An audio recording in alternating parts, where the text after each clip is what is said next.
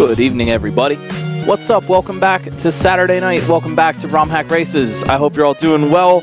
We got another fun level for you. If you're new, you're just off the street, you don't know what goes on here, this is Romhack Races. Like I mentioned, every Saturday night, that's right now, we have a fresh, never-before-seen Super Mario World Kaizo level that the racers are going to race for you, and they don't know what they're doing. I mean, they know what they're doing, but they don't know what's in the level. They're going to have to improvise, use all their wits and skill, and things they've learned along the way. Thanks you for joining us. It's going to be a good time. Tonight's maker, detdu, length of longest section as rated by our testers. The level tonight. You don't even know the name of the level. The level is pronounced Haugspori, House of Haugspori. I'm told it's the name of a dwarf from Norse mythology. Our maker tonight is detdu. They've made a bunch of collaborative work with Kerr. The Hack Jam entry, you might remember Shallow and Pedantic. 3 previous Romhack race levels, 169, 189, and 193. They're back with another level for us tonight. And we'll see if these racers have what it takes. I think they do. As rated by our testers tonight, length of longest section, 6 out of 10. Hardest trick to figure out, 5 out of 10. Hardest trick to execute, 6 out of 10. So a tougher level, maybe a brainier level, and that might put a little more pressure on the racers. But it's not necessarily just about the race, man. We're here to celebrate everybody, that comes out and tries these, and everybody that's hanging out in chat just having a good time. So please feel free to put some emote hype up in chat for your favorite racers. Use the Romhack race emotes too if you got them. Get them if you don't. And, sit back and relax. It's going to be a good time. We got Revelug up here in the upper left, Mr. Haugspori in the upper right, Nathan MG in the lower left, and B2 DE81 in the lower right. There are other racers as well. I think we have 9 tonight, and we have wonderful, talented scouts who will be watching all the racers and letting us know if anyone's making progress, who to switch in. We can't fit everybody on the restream, but we do try to get everybody's clears. We're up to 17 tonight. Big shout-outs, of course, to Dr. No, who's helping us run the restream, D to the 4th helping make the website, and the testers tonight, which I would really like to shout out the testers individually. Before the race, I did not have time to make a list of that, so during the race tonight, I'll get a list of testers so we can shout them out. But we have really kind volunteers. If that sounds like you and you'd like to help out with that, romhackraces.com is the website.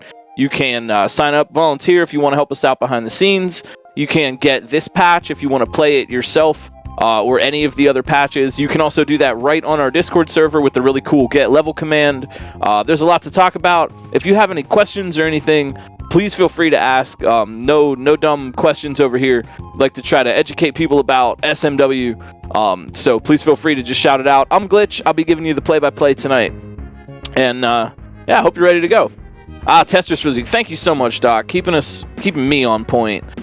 Kerr, Mithrillionaire, SQL Infection helped test this one, and RB Pimlico as well. We're off and running. It's Romhack Races Week 208, House of Haugspori. The Holy Ones counsel to find who should raise the race of dwarves. Interesting. Okay, we got... Ooh, this is quick now. Nathan MG, B2, Mr. Haugspori, Revelug. House of Haugspori, a dwarf from Norse mythology, and right away... Oh boy. Yeah, the ghost hole. Now this is really cool. So normally this sprite hangs around in ghost houses and it'll move left and right to make a little pit to try to trick you into falling in. And here, detdu has got this ghost hole that just moves above you and seems to kind of stay there. So that hole is going to cause things to fall through the floor. It is a hole. You can think of it as literally a moving hole. So you see Revelug here in the upper left making good progress. Once the hole moves over a solid patch of ground, there's now a hole there, and the objects will fall through. So really cool movement here. The players kind of need the hole and need to keep moving. It stays with them, so they just have to sort of react to what they're seeing. A little bit of a brain here, and consistency is going to be rewarded. That's something we always talk about in these races. I'm sure you've heard it before if you've been hanging around, but if you're new, consistency and one-shots. And here goes Nathan MG. Ooh, looking for some knowledge.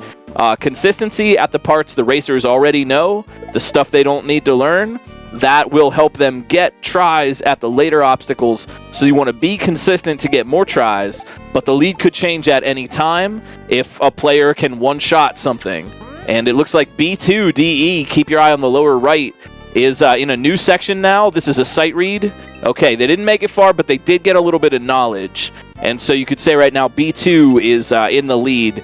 Maybe not for long, though. Revelug trying for that spring. So as the hole is moving above you here, it will be dropping objects like we mentioned, and the spring is going to drop. You definitely want to land on that. Spikes will kill you, as you know. So we're looking for, right now, runs past the spring. Really cool stuff. Yeah, detdu, our maker tonight. Check out some of their other work. We'll have some information for you. They've made other Romhack race levels. They've made some collaborative hacks. Very cool creative stuff tonight. So a couple of standard shell tricks I think a lot of Kaizo players are going to probably be familiar with at this point. But if you're not, you got your standard off-the-wall shell jump. That's your kind of layup, two-point shot in basketball. Rebound the shell off the wall, get a jump on it, because you've thrown it and now it is moving, and you can jump off a moving shell wherever. And then also you've got the sort of nudge rebound. There's a stationary shell, and by just touching it, Revelug trying to get through that part, just by touching that stationary shell, you activate it, get it moving, and then you can bounce on it that way. Maybe you're looking for a lead change, though. It's heating up here. Mangort's coming in the upper right. B2 in the lower right, also getting consistently past this spring. And here's where you really should be watching. Who gets more tries at the disco shell? That's the thing. B2's been there. We got Prestonator, 13, trying their luck in the lower left. Mangort's been there. Revelug's been there. So here's the consistency. Get back to the disco shell part as frequently as you possibly can. But a little bit of trouble with the hole, because that is just like locked right above Mario, so you really have to move kind of concisely. And as we've seen, the very edges of the hole can actually kind of act like a solid object, so it's really important to just drop these sprites right into the middle of it. I can't say I've ever seen this particular idea with the hole that moves. We've seen other levels where sprites will follow Mario. Famously, you might remember from Morsel's done it. Also in Invictus, there's that level where the Eerie just follows below you no matter what you do. We've seen some of that following sprite work before, but this is a really cool kind of thing because the hole has dual utility. On the one hand, Mario uses it to get through things that would otherwise be solid, and then on the other hand, it like forces you to drop objects, so it makes you stay on your toes. Here goes Revelug, though, looking for it. Yeah, they see what to do. Oh, wow, what a cool race. Revelug in the upper left. Oh, close, though. Real close, and that's a lead change. So keep your eyes on the upper left because now Revelug has gotten the farthest. B2 trying to change that, though. What a neat obstacle. I really like the utility here. I'm in level analysis mode because of KLDC. And I really like the different ideas for utility. For the hole is dropping things, the hole is helping Mario get through, and now here in this disco shell part, you don't want to let the disco shell go through the hole, so you've got to keep running. Here goes B2, lower right. Oh my gosh, they've got some distance. They could get a read here. B2 in the lower right. Ooh, Fire Flower, now what? Damage boost. All eyes on B2. Oh my gosh, Oh man, I didn't see that one coming either. Oh geez, do you know? Do you think you know what to do at that pipe? Oh man, that's clever. Well, that's knowledge though. And we've got another lead change. 5 minutes, 6 minutes in, and B2 now with the most amount of knowledge. Can they back that up with consistency? Here goes Prestonator in the lower left. Big runs. Prestonator, let's go. Oh, close on that Fire Flower. So that Fire Flower up there is sitting on a little, those gold bricks are solid for sprites, but they're not solid for Mario. So that it can be dropped. Oh no, oh geez, Revelug. Oh no. Yeah. So how the heck do you get through this? That is pretty cool. Here's Halcyon trying for it. We've got deep runs now. This is a really exciting race. Yo, Prestonator with that consistency. Look at this. They are right back. That was really nice, though. That took them like 1 or 2 deaths just to get right back to that Fire Flower part. This is a battle of consistency right now. I really feel like it is From the racers we've seen, it is the racer that's just going to get tries quickly. So here goes Halcyon. Ah, looking for that Fire Flower, though. So yeah, what would you do here at the end? And, you know, these racers are probably thinking what to do here at the very end of it. Oh. Okay, Revelug, I think making a try for it. I know what I would try. Myself as a commentator, I haven't actually seen this level either, so I'm also kind of in the shoes of the racers. Here goes Halcyon. Look for it. Ooh, watch out. B2. Revelug, yeah, do they know? Revelug may know. I know what I would try. I actually don't know what it really would be, but I have a hunch. I'm not going to say it out loud just in case. In case of stream sniping or anything, but I think these racers are pretty confident with this. Here goes Revelug, upper right. Halcyon close behind on the left. Nathan, MG, looking forward in the lower left. Everybody is right here. What do you do with the P-switch? Revelug tried it. Revelug tried it. 6, 7 racers right now, all trying to get through the pipe. So this is really close. And there's Halcyon. Oh, there it is. Boy, Halcyon, a racer not to mess with. And they are the first one through. That's an H. But there's another section, so you know it's not over yet. 8.5 minutes in, and Halcyon first pipe. I don't think everybody else is far behind, but this is where these other racers are really going to need to keep the move on, because letting Halcyon gain knowledge at this section unopposed is it's a dangerous thing. Everybody else is going to have to learn what Halcyon learned, and there's Nathan keeping the heat on and making it to the checkpoint section. Drastically different colors here, but similar good gameplay. So in the second section, what have we got here? Statues. Those Bowser statues are like a solid object, like, you know, like a statue. So you don't bounce on them, you stand on them. And when you catch one in the air, you're not getting a bounce, you're actually landing on solid ground and then jumping again. So that's 2 B or A. I get 2 jump inputs for every statue.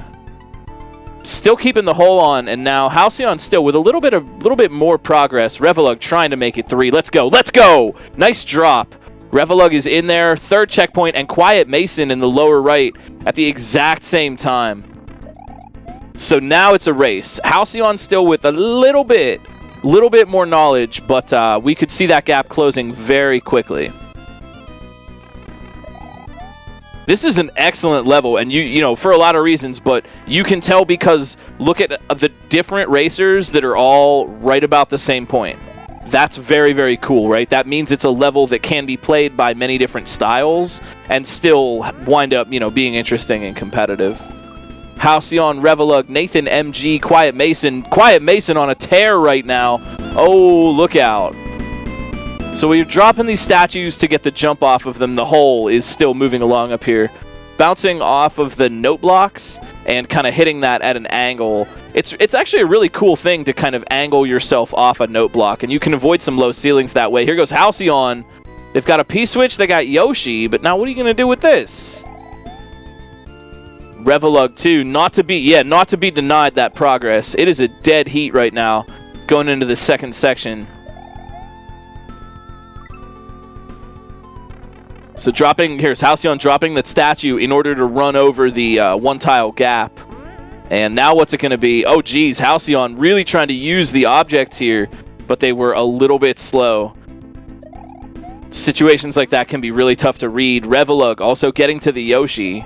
So crossing that one tile gap, and then you got a saw to ride on, and the hole still staying up above you, so it's going to drop the silver P-switch. As we learned in the previous section, silver P-switch will turn sprites into coins. It will not turn coins into blocks or blocks into coins. It is only active for sprites. Oh, I get it. Oh, that's a brain move. Oh, I get it. I think I get it. Oh, that's a brain move. Mog, thank you so much too for the Prime sub. Welcome to the crew. Thanks for supporting. what we do here at Romhack Races. Quiet Mason definitely gets it. Quiet Mason, lower right-hand corner, but what? But, oh, jeez. Oh, wow. Oh, wow. Could it really? Wow, far out. Let's see what this is. Here goes Halcyon. Yeah, not to be denied. That is a really, that's a clever, sneaky brain trick that detdu has put in this level for us. Really neat. Really, really good, cleverness. Here goes Nathan, yeah, with that Yoshi. Oh, man. So like we said, silver P-switches and blue P-switches behave differently. Blue ones operate blocks and coins, and silver ones operate sprites. And, in fact, they turn sprites into coins. They turn them into silver P-switch coins. You can collect those coins for up to a 2-up, I think, actually. Or you could lock 3 coins for Coin Wizard Multi-Ball. But what we're interested in here is the fact that the coin is a sprite that can be eaten by Baby Yoshi. Halcyon definitely understands that. Fed the Yoshi, but now, oh! Halcyon with the brain! Look out! Oh no, they're not even going in the pipe. What is this? What is this? No! Jeez, I almost fell out of my chair. I almost actually fell out of my chair there. Glad I didn't, because Halcyon with the huge reads there, using the hole to jump through the wall after realizing that they can feed Baby Yoshi 1 coin with the silver coin that's created from the grinder. Really clever stuff. Yeah, there's Halcyon back again with that consistency. Look at him go. Huh, wonder what's up with that pipe, though. It looks a little suspicious. Look at that consistency. That's how consistency wins races. No, that was well-deserved. Done. Done and over. That's a super interesting race. What a dynamic here tonight. Amazing. That is the power of consistency. Look at that. Right? They could have taken 5 more attempts. They could have taken several more minutes to get back to that part. But nope. They learned it once. They did it once. That's how consistency will win you a race. Good job, Halcyon. Well played tonight. There's lots more fun to be had. Keep hanging out, though. We're looking for our podium tonight. Prestonator 13 in the upper right. Revelug, Nathan, and Quiet Mason. You can always check the leaderboard with exclamation leaderboard in chat, or go on over to romhackraces.com if you want to try this level for yourself. Also, too, while we're hanging out here, Quiet Mason looking for that ending. Thanks for hanging out. I hope you all are doing well, having a good night. Thanks for being a part of Romhack Races, making our silly little show a little part of your Saturday evening. We're always looking for more makers, volunteers, racers, whatever you want to bring to the table. There's definitely cool stuff to be done. Or if you just want to hang out and watch, hey, that's also something cool to be done. But I hope you're having a lovely night. It's an honor to be able to perform for you. Darkanine, ooh, Romhack Race luminary, longtime volunteer, excellent person, all around good person. Darkanine in the upper left-hand corner, second sections, still looking for that second place.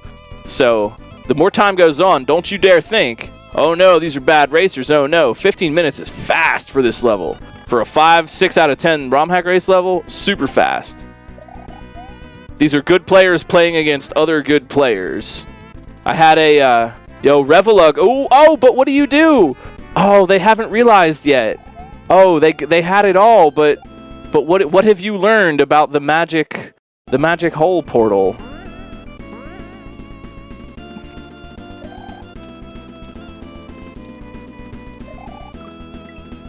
Oh, Mithrillionaire, our maker next week.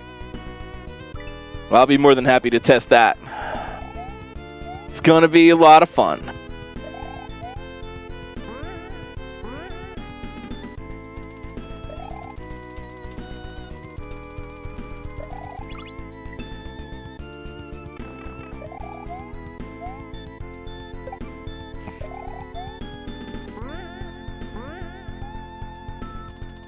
Going through the wall used to be cheese, but you thought it was cool, so you kept it. I like that. I think that's a very good mentality to have when building levels. You know, I mean, sometimes, you know, as a maker, you have ideas. You know, I want them to do this trick, I want them to do that trick or whatever. You know, but sometimes leaning into, well, okay, there's a cheese, but if you just lean into it, you might have just invented an even cooler trick.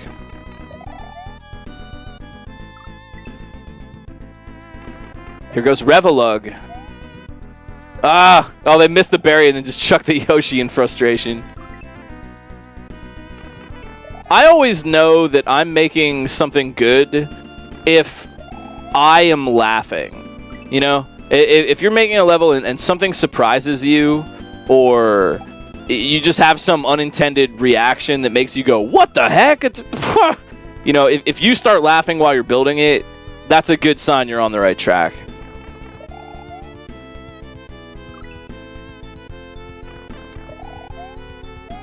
Because, you know, you might equally fall into sort of a trick where, sort of a pitfall, so to speak, where you're so committed to making some idea work that you wind up making it bad. You know what I mean? It's certainly possible to overcommit to an idea. Quiet Mason looking for the run.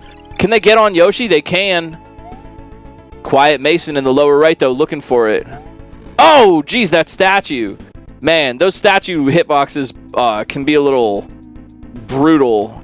They really tend to shove you off edges and things.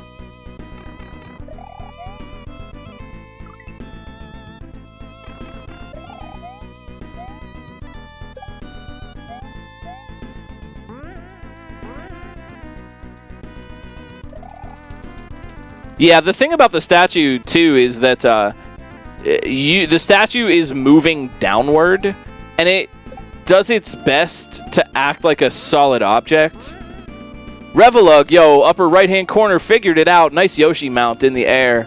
Let's see what Revelug can do here at the end. Maybe they could read it. I think this is their first time. Let's go! Nicely done! Whoa! You see how they kind of... Wow, and that's for the win! Revelug! Nicely done. A strong player and a kind person. Twitch.tv/Revelug. Drop a follow. I really like their streams. Good job.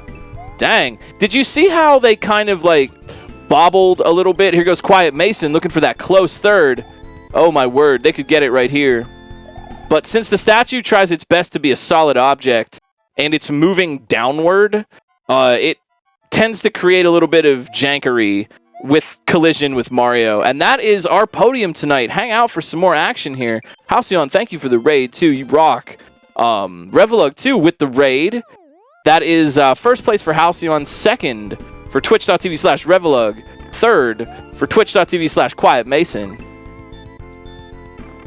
Second place, well played. This was a great level tonight. Really well done. I'm really, really liking the gameplay from everyone tonight. I think you're all doing splendidly.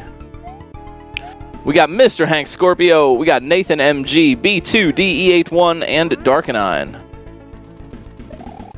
Gotta say, I didn't notice this before, but the little fog clouds in this level, in this area specifically, I really like it. I like it a lot, because it does it looks cool, one, and it does one exact thing in the level design. It obscures the saw just a little bit as you're doing that saw surfing obstacle, and that makes it not unfair, but IMO, not unfair, but just a little bit trickier. Just because, you know, you can't look at the saw for half a second. I don't know if that's intentional or not on detdu's part, but I really like having some element like fog or ice physics or something in a level where, like, it's just it only does one thing. Like I've used ice physics in some of my levels specifically because I want this one block that you stand on to be slippery and nothing else. I don't know. I like that touch, a level design.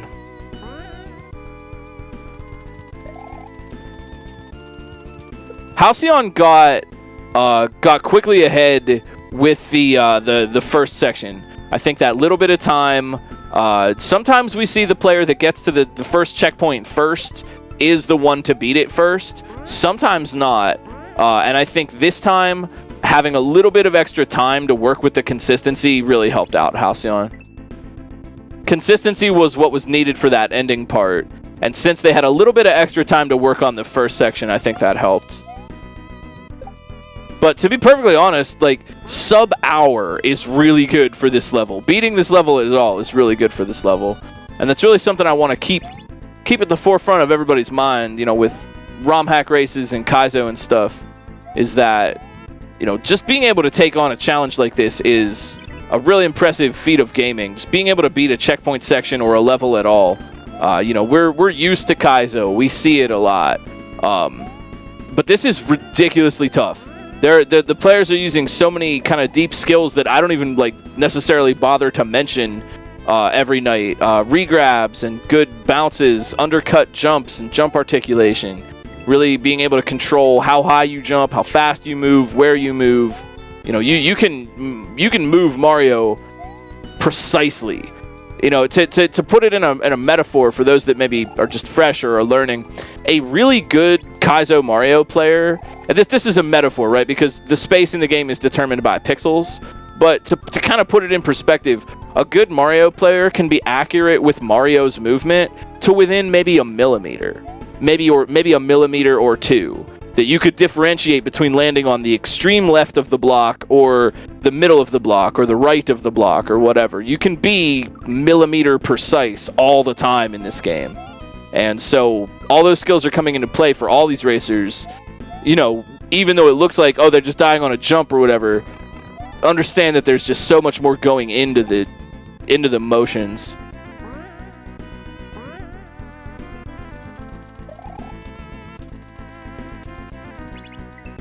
B2DE.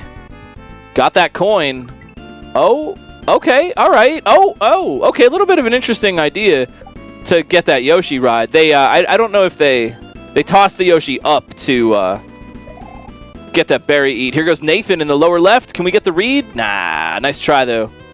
Those statues, man. If you get hit by one of those statues moving down, you're just gonna go down. You go down.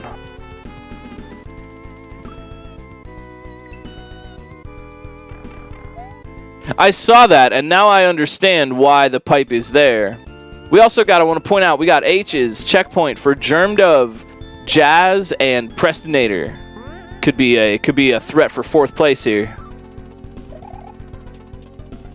Now I understand what the pipe is for. Oh, that consistency!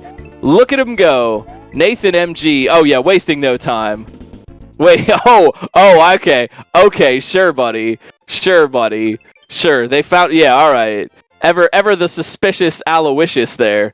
They found out that the pit was a trick, but they still didn't trust it. So they went back and got on the Kaizo block. Yeah, that's fair. You know what? That's fair. You shouldn't trust. There's no reason.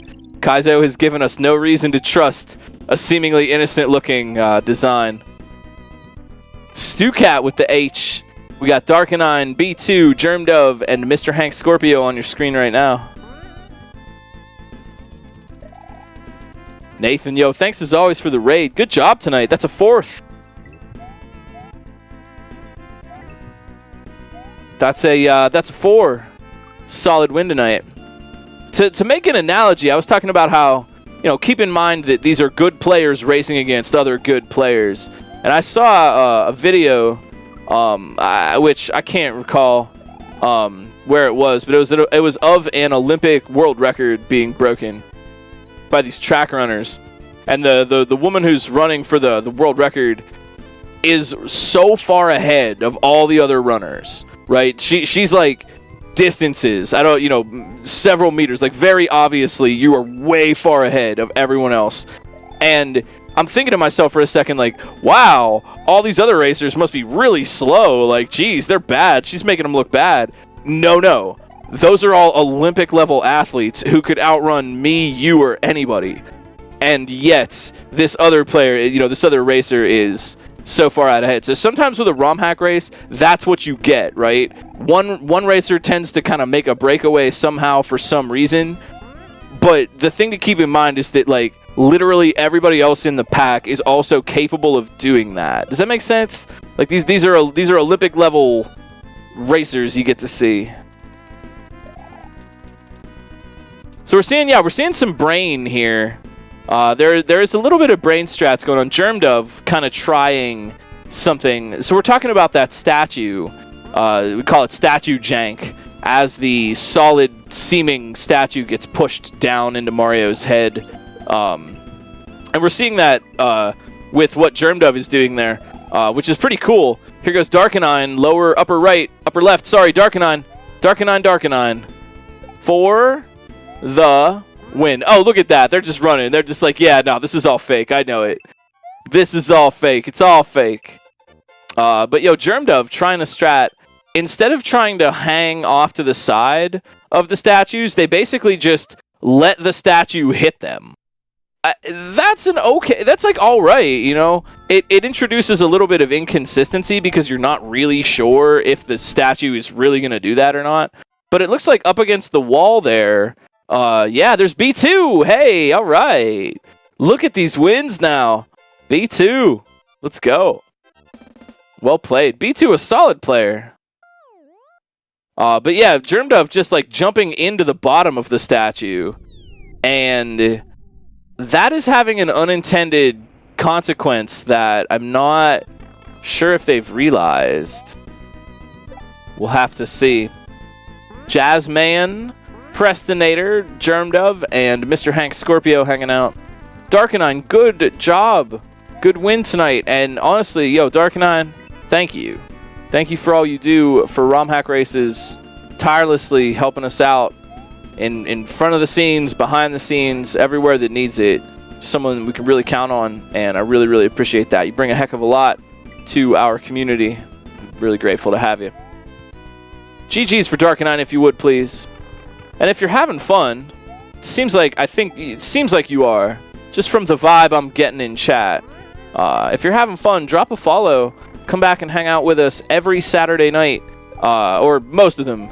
Sometimes we have to take off, but mostly every Saturday night, including next Saturday night, for another race from a fresh new level no one's ever seen before. If you want to race with us, you're more than welcome to. Check out the website.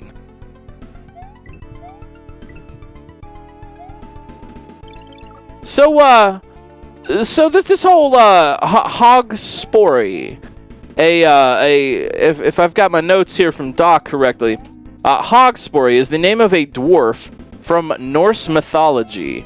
Is there any other learning we get? What else? How does the theme connect? Is Haugspori a dwarf who opens up a hole in your floor, or I'm curious. I would like to learn more. Where's the connection between Haugspori and the level itself, other than it's his house, their house? I don't know. Maybe female. Doesn't really connect much. Hey, that's all right though. Now we get to learn about Haugspori. All right, yeah. Are they friendly? Are they mean? What's their lore? What do they do? Should I leave out what should I leave out for them on like a holiday to either like get a present or like make them leave me alone? Like, what do I want to do? Do I want to give them a present or do I want them to leave me alone? I can never really tell with gnomes. Ooh, Grave Treader. That is a Halloween kind of name. I don't know if I can leave out any graves. Probably shouldn't.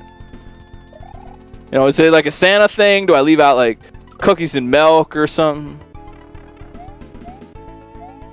Because like, so, you know, some of the mythological creatures you don't want to come in contact. You know, I feel like there's a lot of rules I have to remember here. You know, don't talk to the Fae. Don't offer them anything. You know, vampires, you have to invite them in, so don't invite them in. Freaking garlic, silver bullets. There's a lot.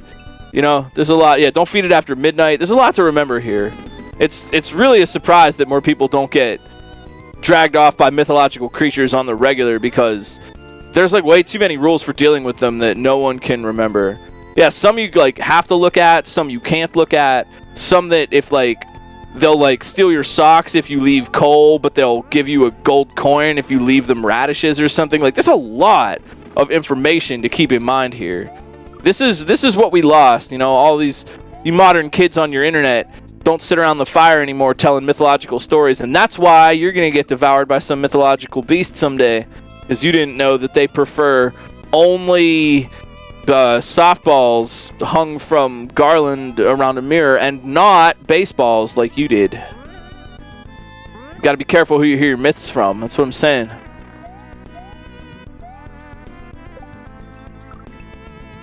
Oh, that's neat. His name is from the same place Tolkien took a lot of names. Gandalf and Durin and Gimli.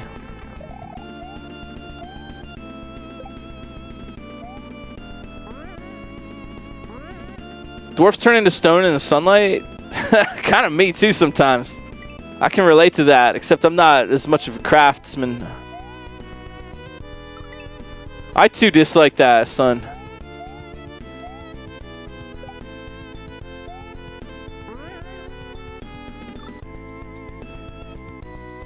Oh yeah, maybe are they dwarves? Yeah, could the statues just be dwarves that got caught out? Do they turn back into dwarves once the nighttime comes again? Because that might be just like a funny way to get out of doing something, you know? Oh, geez, I gotta go to Thanksgiving with my in-laws. Oh, looks like I got caught out in the sun. I'll be stoned for the rest of the day. Sorry, I'll see you tonight. Sorry, what a bummer. What a doof. I really got let myself get caught in the sun. Oh, sheesh, can't believe it.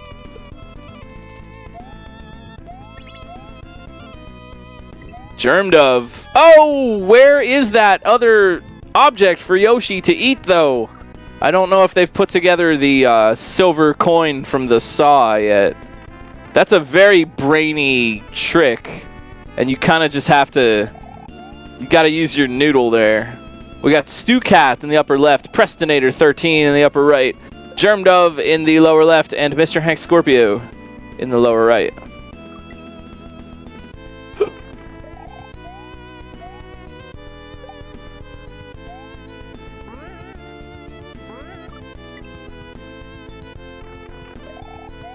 I like it when, and I think this level is a great example of that, I like it when levels, what am I trying to say? It's a brainy setup. It's something that you have to kind of think about or maybe know a little property, but it's not complicated. Once you get it, you could just get it if you knew it on your first try. You know, the steps to get Yoshi, like once you know that Yoshi needs to eat the silver coin, getting that to happen isn't very complicated, and that's good. It's like a neat puzzle because you just get to say, oh, yeah, oh, okay, that makes a lot of sense. That's a nice feeling. Mr. Hank Scorpio knows what they're doing, but do they know to get through the wall? They definitely do. Oh, look out. Oh, that's a rough one. That can be rough. That mid-air Yoshi mount. You're basically... We see that trick a lot in other Kaizos. It's a fairly common thing, but it's also something that I think tends to hang people up, get people stuck for a while. You know, the idea being that you're feeding Yoshi, and then once Yoshi grows up into Big Yoshi, you are in midair holding Big Yoshi. You then just immediately mount onto Yoshi, and now you're riding Big Yoshi in the air. Lots of Kaizos use unsupported Yoshi feeds like that to give you some dynamic action, you know, do something above a pit or in the moment. But the problem is that whether or not you actually wind up landing on Yoshi is in part determined by where you are in your jump at the moment Yoshi grows up. You need to have one of two things needs to be the case. A, you need to have a little bit more ascension, in that, like, you need to be rising. If you're at the peak of your jump and Yoshi grows up, you're gonna fall before Yoshi, and Yoshi will wind up above you, and that will kill your trick. So you either have to have a little bit of extra ascension after Yoshi grows up, or B, you have to just... This is what I do, and I'll give you the GC7 pro tip for these, is just drop Yoshi slightly ahead of time. If you know that Yoshi is going to grow up after you've midair fed something, here he goes, oh, Germ Dove! Oh, what a ripoff! Oh, I can't believe it. That was like a frame-perfect death that Germ Dove took. Dying on the coins that were munchers right as they were turning back into munchers, but before they visually became munchers. That's a one-frame death. Bummer. But yeah, what I do for the Yoshi feed midair is just drop Yoshi. Just drop, instead of holding Yoshi and letting Yoshi eat the thing, and then Yoshi grows up. Stew Cat, oh, upper left, good try. Instead of just holding Yoshi the whole time, once Yoshi has eaten the thing and is swallowing it, and Yoshi will eventually grow up from that, just drop him. You're going to be falling down anyway, and you will be able to catch up with Yoshi, and that saves you from having to lose it because you grew up Yoshi at the peak of your jump. Does that make sense? Am I making sense right now?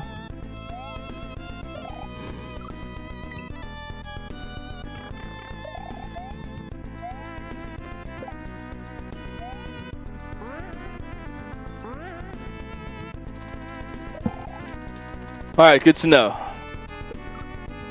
Yeah, just drop Yoshi a little bit. Don't rely on being able to mount Yoshi just by holding. Just, maybe you will, you can, you don't have to drop. But why not? It's just a little bit of an insurance policy, and it might save you from those couple of times where you have a bad position and didn't realize it ahead of time. If you drop, you're guaranteed. If you hold, it's not a guarantee.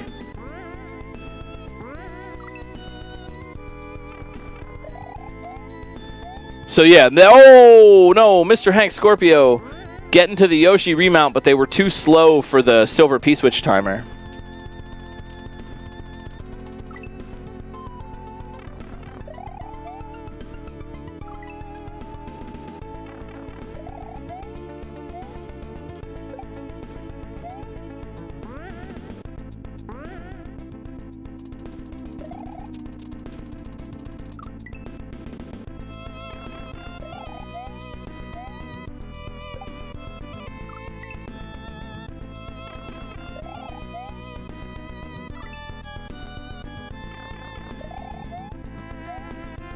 Yo, thanks again for hanging out on a Saturday night. I hope you're all doing splendid. Thanks for the follows, thanks for the subs and raids and such. Every Saturday you can catch us here.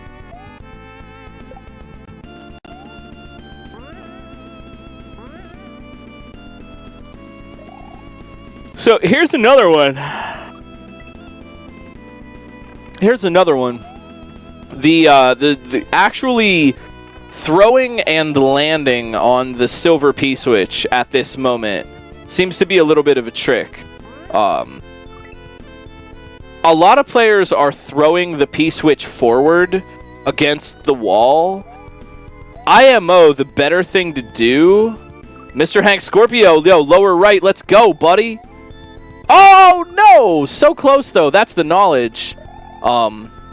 But IMO, the better thing to do with that silver P-switch is to not throw it against the wall, but to drop it. Because dropped objects as well as up-thrown objects inherit some of Mario's momentum. So in this case, Mario is moving to the right, and you want to drop the switch to the right of yourself so that you can hit it and, get the thing going with the saw. But if you throw it against the wall, it rebounds off the wall and lands on the left, making that move a lot harder once you hit the P-switch. So what do? Drop the switch. Because in that way, it will go to the right. And like Germ Dove here, going to the right, but they're in the lower left. Watch out for the statue! Yikes. Now it's a run. Germ Dove and Mr. Hank Scorpio both know about the fiendish statue trick at the end. Trying to sort their way through here. What a great level, man! This is a really good level for battling. This is a honestly, I mean this. This is a particularly good race level, given that it's difficult. There's a brain trick that isn't very complicated.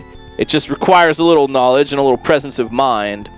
And we've seen how different racers have been so close with each other.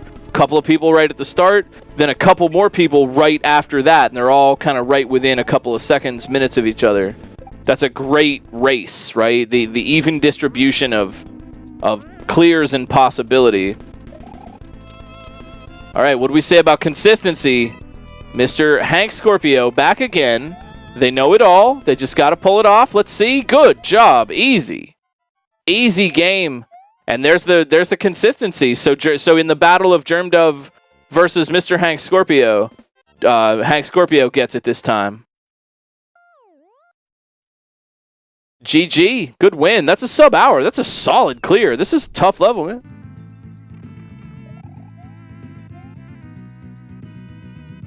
I feel like you should leave out Slim Jims for Haugspori. I don't know. I just feel like the Haugspori, the character, would maybe like Slim Jims. Maybe just because it's got Hog in the name. I'm thinking of like you should leave out like meats. Maybe some capicola. You know, leave out some pepperoni and Slim Jims for Haugspori. Whoa! Mangort, what is that strat there, pal? Wow, you know what? 500 cool points for Mangort with that really nifty strat. They're ahead of the learning curve here in terms of understanding how to use the hole to get through walls. Yeah, check it out. I think they think that's intended, and that's a radically cool strat. Dang. Okay, well, keep your eye on Mangort in the upper right. When they get to the statue that's going to drop onto the note block, here they go. They're about to do something different. Yeah, they just go right through the wall because they can use the hole to be non-solid. Excuse me. That's a really clever strat. No one else has done that. I've not seen a single other racer try that. Only Mangort. And there's Germdove's second try. No problem. In the door. And they're out of here. And you know, that's the cool thing. Oh, watch out. Yeah, watch out, Germdove. You're safe. You're safe, buddy. You're safe. It's okay. But, you know, that's the thing is, like, yeah, okay, maybe a racer beat it real fast, but sometimes you see a radical strat from someone like Mango that only they figured out. Only they are doing it. And I think that's just cool. I don't know. It's why it's worth watching. Don't just leave after the first couple clears because you might see something really neat or a super brain cheese that literally like me and no one else even thought of. To be honest, it makes that part a lot easier. It really smooths it all out and it's very consistent. Oh, one other off stream has done it. All right, cool. Didn't know. We got Prestonator 13 rocking it out. We got Jazzman, Mangort, and Stucat. Could be you if you want to sign up for a race sometime. RomhackRaces.com. We got the signups. It doesn't cost anything except a little bit of time on your Saturday night. And you don't even really have to sign up or stream, right? If you just want to race, you totally can. Feel free. But if you sign up, then we'll know who to restream. It's kind of the point of that.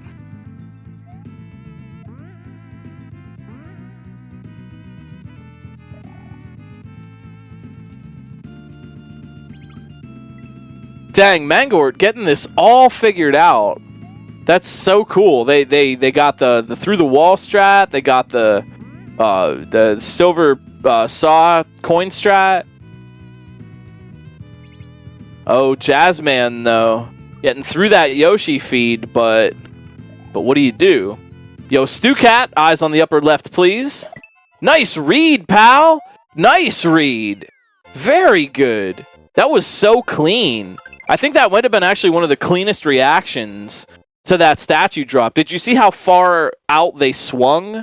Really good reaction time because you have to react quickly in order to just have the time to make a move that far to the right anyhow.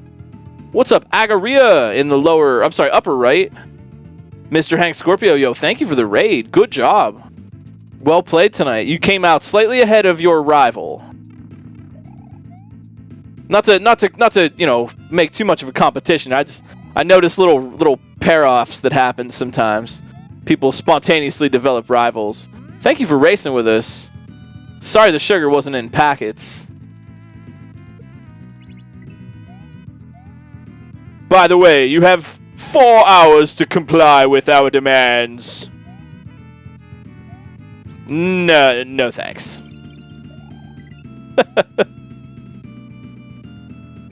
Mangort, yo. Oh my, oh, they saw it. They saw it. Those statues are tough, man. Tough to read. Yeah, so Jazzman got caught in a tough situation. Just the kind of thing that, man, it could happen to anybody. They haven't realized that the silver P-switch and the saw factor into the Yoshi obstacle. And this is something that we've been talking about a little bit on my stream and others with regard to KLDC judging. I'm not saying this as though it were a bad thing or something that you should just never do in your level design. But in the case of obstacles like this Yoshi part, one of the problems can be that you don't know what caused the failure. The point of failure didn't happen at the obstacle where you died. And that can make things really confusing, but not for Mangort. Oh, they hesitated. Oh my gosh. I love that. They didn't just run right for the tape. They hesitated right before. Yeah, right. Rather than beat that, they straight up solved that section. That was like watching someone solve a freaking Rubik's Cube. Just click, click, click, click, click, click, click, click, click, click, click, done. But, you know, it can happen to anybody. Just not realizing that, oh, there's something I'm doing wrong. Oh, geez, oh no. You know, I'm not necessarily using this as an example of, you know, something bad, but it really could happen to anybody. Oh, geez, Jazzman, are you going for what I think you're going for? Good gravy. Sometimes not knowing what to do can cause you to come up with some ridiculous strat. Jazzman may have just convinced himself that what you need to do there is a mid-air P-switch jump instead of the Yoshi sacrifice, because he just didn't know you needed Yoshi. But, you know, the idea that the thing that killed you happened 3 or 4 obstacles ago, and you didn't necessarily know that until you die 3 or 4 obstacles later. And that can get confusing. It's not bad level design, but it can make it so that the player just doesn't know what they're doing wrong. If you didn't know you needed the Yoshi, then everything that happened after that would be incomprehensible. And you'd find yourself thinking, why the heck do I have to do any of this? None of this makes sense. It's super hard. I've often found myself saying something about a level like, dang, this is so difficult. Why would you make me do a 2-tile landing here? This is just absurd. I can't believe you would do this. It's unfair and it's bad. I don't like the obstacle. Only to find out, oh, that isn't what you do anyway. You can't, you know, you are allowed to have an emotional reaction to a level, but, you know, take yourself out of the picture sometimes and try to figure out, what is this really? Maybe I'm not right about what I do here. You know, it's trying new things and questioning what works. And something that I do want to put in everybody's heads, because it's relevant to this race and it's relevant to a lot of Kaizo. If you have been playing a level that you have been getting through it reasonably, you know, most of the obstacles have been chill, you're doing okay, you understand everything, it's pretty clear. But then all of a sudden you come up on some obstacle that you think you know how to do it, except for what that obstacle is just brutal, way tougher than everything else around it. And you find yourself thinking like, wow, what the heck? Why is this Yoshi part in particular so flippin' difficult? That's the red flag to pay attention to. That's the little red flag that says, maybe I'm not doing the obstacle correctly. And that's why I think it's so ridiculous. You know, yes, my criticisms of this obstacle would have been founded had I been doing it correctly in the first place. I was not. You know, it's like really just saying like, I can't believe whoever designed this building is awful. These doors don't even open. You're pushing it. It's a pull door. You know, you can't really blame the building designer for that. And, you know, in some cases, Kaizo levels can be like that. So if you find a door that just does not open, consider that maybe you should push it. You know, and again, I say this as though it were easy to do. Oh, just think the thing you didn't think of. Forehead, it's easy. No, it's not. That's a tough thing to do, and everyone gets caught up in that kind of thing. So don't be mad at yourself. Don't think you're the only one that has that kind of situation, right? And don't get down on don't get down on folks that do, because sometimes people are just not lacking skill, they're just lacking information. And when it comes to Kaizo, information and knowledge is sometimes harder to have than muscle memory and just pure raw talent. You know, I'm not even trying to brag, but I say this as a talented player. I can always be thwarted immediately by something I don't know what to do. You know what I mean? If you're One Punch Man, you can always punch your way out of any situation. But if you're presented with a puzzle of logic, who knows? Where are your punches now? So try to play that brain game and try to question your own strats. Even if what you're doing works, you get through there once or twice, and you just, why is this one jump killing me every time? Maybe you're not doing it right. That's exactly the moment to question. Adaptable gameplay. Sometimes players tend to have a rigid style. Less these days, I think. But players can have a rigid style sometimes where they just keep trying the same thing over and over and over and over again. And they're like, wow, it really sucks to have to land on the bottom of this. But they never, try anything else. They just try to land on the bottom. Once you think you know something, you just don't get locked in, Maybe you're right. Maybe that is what you do. Until further notice, yes, this is what I do here. But keep it in the back of your mind to question those tough obstacles. Maybe they're not so tough. And I say this in part because doing so could win a race for you someday. You could be the one that questioned it first. Hey, what's going on, Pudge? What's going on, Cylon 2? Thanks, everybody, for hanging out tonight. If you're feeling good and want to show it, throw some of your favorite racers emotes in chat.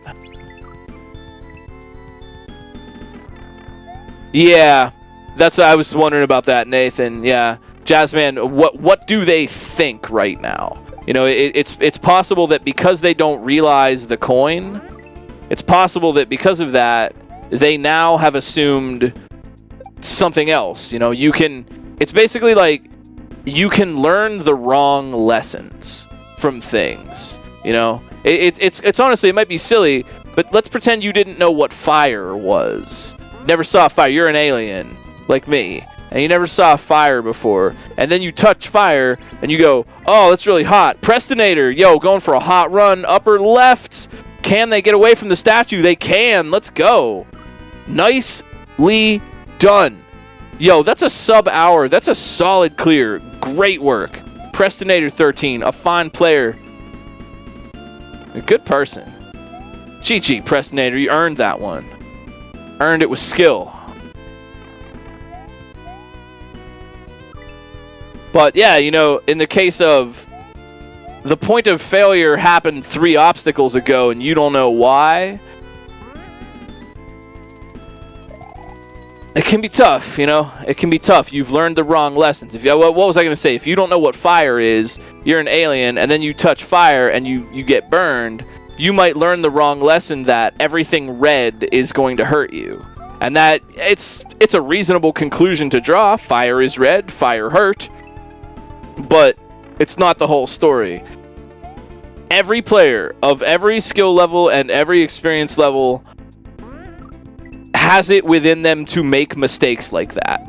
I do it on the regular. I will again. Tune in to twitch.tv/mystream to see me make the exact mistake I am describing here to you at some point. It's not about not making those. It's about noticing where they are and being able to kind of grow past it. Ender of Games, if you didn't get to see the first section, Ender of Games showing it off in style for us here. Yeah, they need to run to keep that disco from falling in the hole. And I really like how there's that falling platform there, making them wait a little bit. So you have to be far enough ahead that a moment of hesitation won't sink your boat. Yeah, the tunnel vision. Totally. The tunnel vision. You know, I like to ask myself, if you watch my stream, you've probably heard this, but, you know, I like to ask myself, what assumption am I making that I can question? And then I proceed to list out even my most absolutely basic of assumptions, such as Mario is supposed to have the mushroom. You know what I mean? Like, at a certain point, there are assumptions that you're making. If you can just figure out where they are, you might be able to question it sooner. Hey, thank you so much for the raid, Prestonator. GG. Yo, you did really well, mate. I hope you can feel good here. That's a sub-hour clear, and you beat a lot of other racers. It's a tough level, and for a player working on their skills, trying their best, I think that's totally respectable.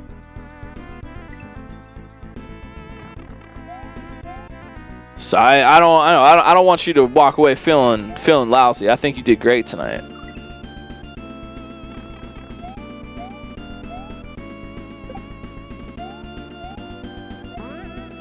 Yeah, is this really what I do, or am I missing something? Yeah, I hope that helps. I'm not like everybody has to do it this way. That's a yump from Agaria too. I saw that. Not everybody has to do it my way. I'm just trying to help out. You know, I'm trying to address common things that I see in my own gameplay. You know, this is stuff that I've learned by making these mistakes, right? And running up against this situation, and having to come back and be like, okay, why did that happen? You know, just like doing a post-mortem on problems that there was a problem and then I solved it, and then do a post-mortem on that whole procedure. How was my technique in that? You know, but just kind of like listing out my assumptions can tend to help, or just like talking about what there is to do. I have this, I have that, I have the other thing. And with these things, I am tasked with doing X, Y, or Z. Where am I going wrong? What assumption? Maybe I don't have the thing. Maybe my task isn't what I'm being asked of. You know what I mean? Maybe the assumption I'm making is that I'm supposed to go in the pipe, but I don't go in the pipe. Maybe I do something else. You know, it's more about exploring. I have a shell, I have a spring, I have a Yoshi.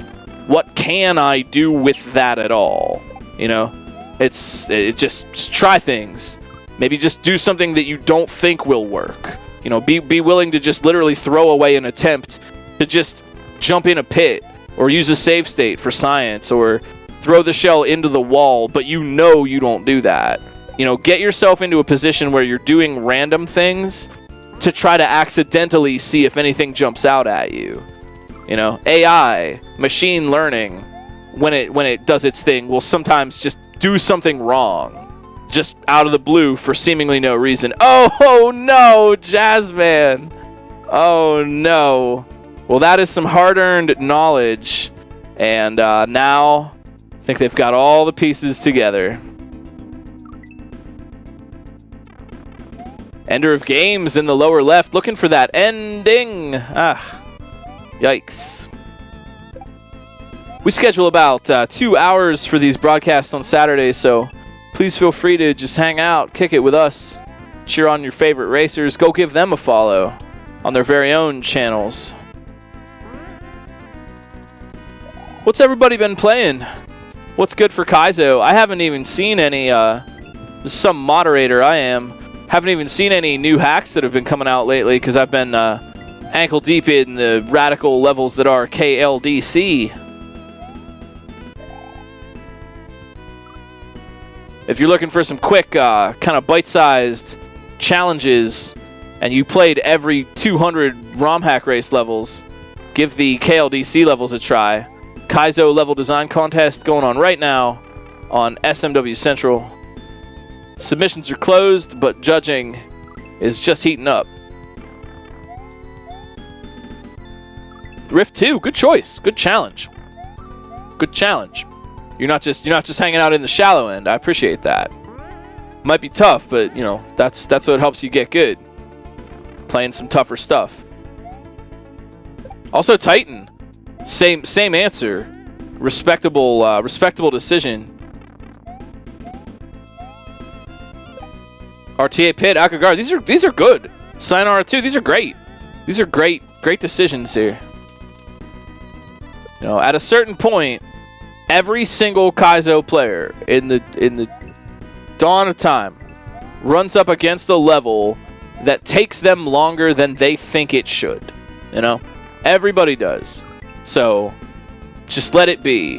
What I always tell myself when I'm up against some level that seems like it'll never end and I'll never beat it, I just think, well, once I beat this level, there's just going to be a million more levels, you know? Once I beat this, there's just going to be something else that's getting in my face, you know? There's just going to be some other tough level that I don't know what to do. It never ends, you know? So, just try to be here now. I haven't even played Sure Shot yet.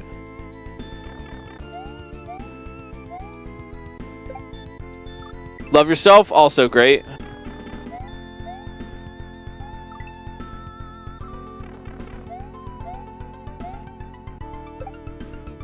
Oh, nice. We got a level from Sean coming up soon. That's rad.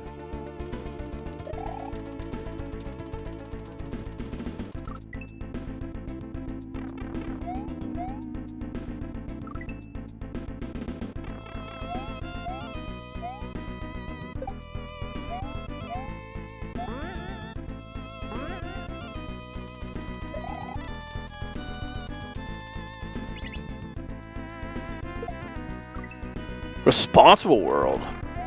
Sheesh.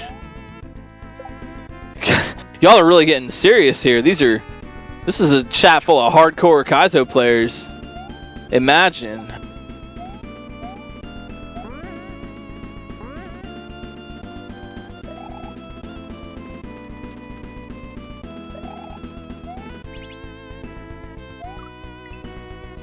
Yo, what's up, Walking Eye? Lower left-hand corner. Making looks to be some progress. We like to see that. I'd also like to let you all know too that here in my own commentary booth, aka my Streamlab, I am joined, of course, by my co-commentator, Mallow the Cat. He's having a great night. He stole my chair and is laying on it ever so comfily. He's a good dude. Good orange cat. He's got 4 paws. Nice tail. It's real fuzzy. He's a good guy. And I just wanted to let you know that he's here and having a great day. detdu, yo, thank you so much for the level. Thanks for hanging out. Thanks for making it. Really great work tonight. Thanks. Really, really appreciate it. Hey, before you go, if there's anything that you'd like to shout out, your stream or any work you do, if you do art or music or anything, please let me know. I would love to turn people onto your other work. If there's somewhere we can go to check out your stuff in particular, detdu, anything else you make, please let us know. I would love to celebrate that. Jazzman, celebrating over here in the lower right. Jazzman287, click the name. Drop a follow.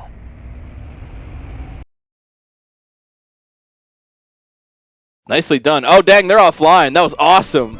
Dang. They just beat the level and just pieced. I love it. That was actually really cool. Oh, that just makes me laugh. Like, they're just like, don't the level. Bam. End stream. Like, that's it. Mic drop. I love it. GG. Well played, Jasmine. Augmenting some major riffs into a minor 7 good time.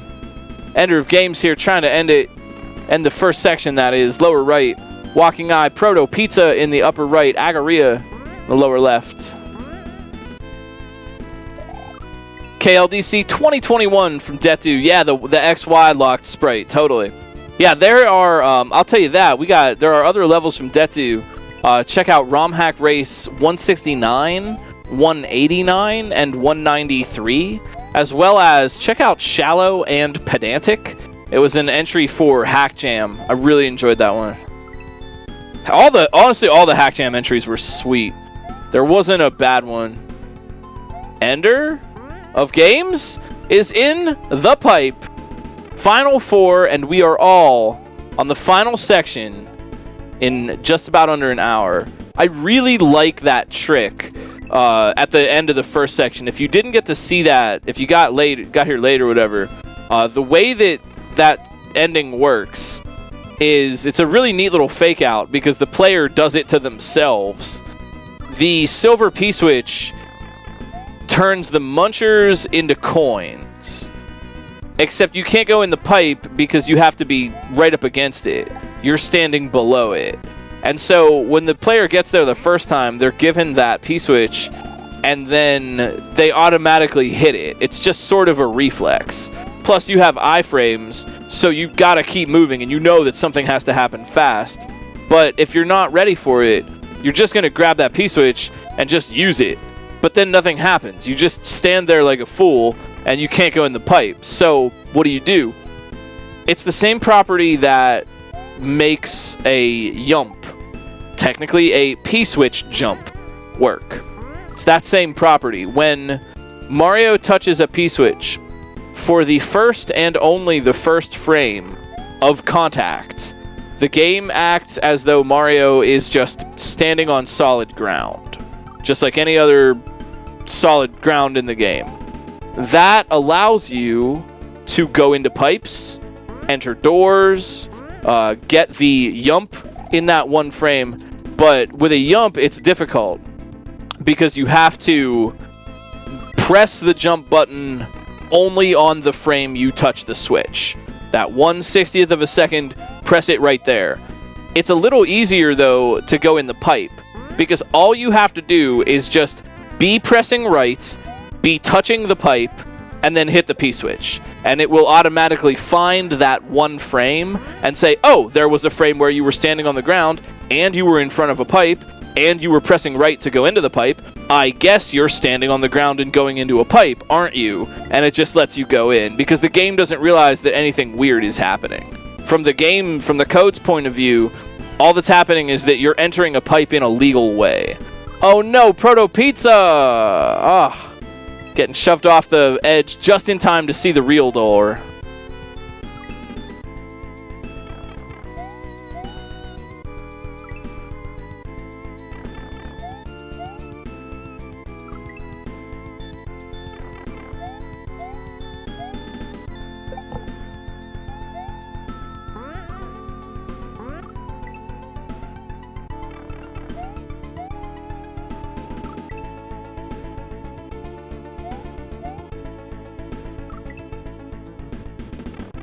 I like this music. I haven't commented on this yet, but dang. Really nice, good environment here.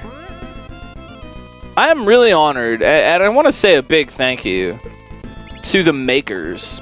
In particular, I always want to shout out the staff and the testers and everyone, but in particular, the people who make for Romhack Races. Proto Pizza looking to make their way out of here. Oh yeah, not to be fooled twice, but can they avoid the statue? Oh, damn. No. Oh, jeez. You know what? 50 consolation cool points for Proto Pizza. Nah, I'll give him the standard 500. That is sure one way to die to that statue. Oh, man. So, if you hit a statue from below, it will begin shooting fire. And it just so happened that Proto Pizza not only hit the statue from below, but also the game's internal global timer for when the fire shoots happened to be right exactly then. And he just so happened to be on the left, and it just so happened to fire, and it just happened. That was really not their fault. That was it kind of was because they hit the statue from below. You could have avoided that in the first place. But for all intents and purposes, the odds for that happening are maybe higher than you'd think, but still kind of low. But for all intents and purposes, yeah, that's not really their fault necessarily. It is, but it's not.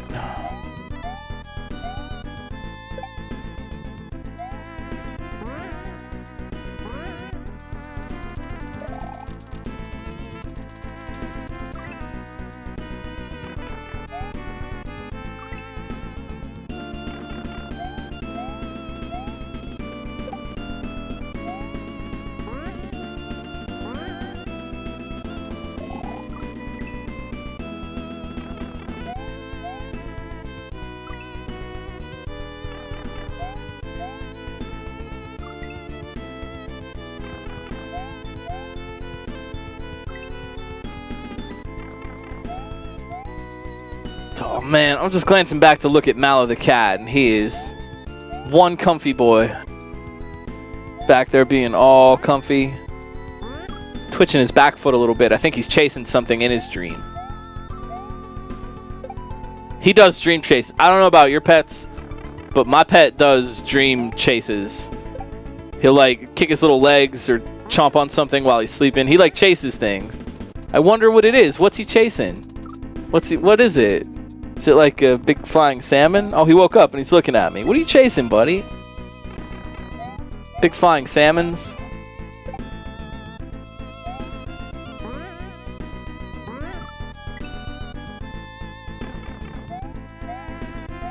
Aw, your cat did a dream pounce once. That's adorable. Agaria trying to pounce on this ending. Watch out. Oh! Pushed off. Oh, geez. Proto Pizza. Aw, man. Mallow, what if you did a dream pounce? That'd be adorable. Jeez.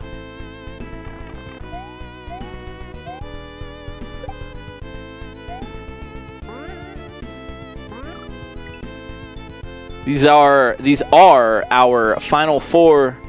Walking Eye, Ender of Games, Proto Pizza, Agaria. Everybody's got it in them. I think we're gonna get all clear tonight. I feel it.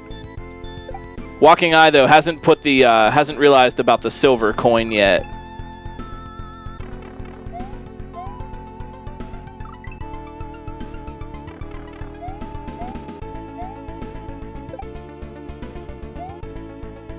One thing to note is that you need to be holding B or the jump button while on the ground in order to run over one-tile gaps like this level features. Agaria with a nice strat to get the silver coin fed to the Yoshi.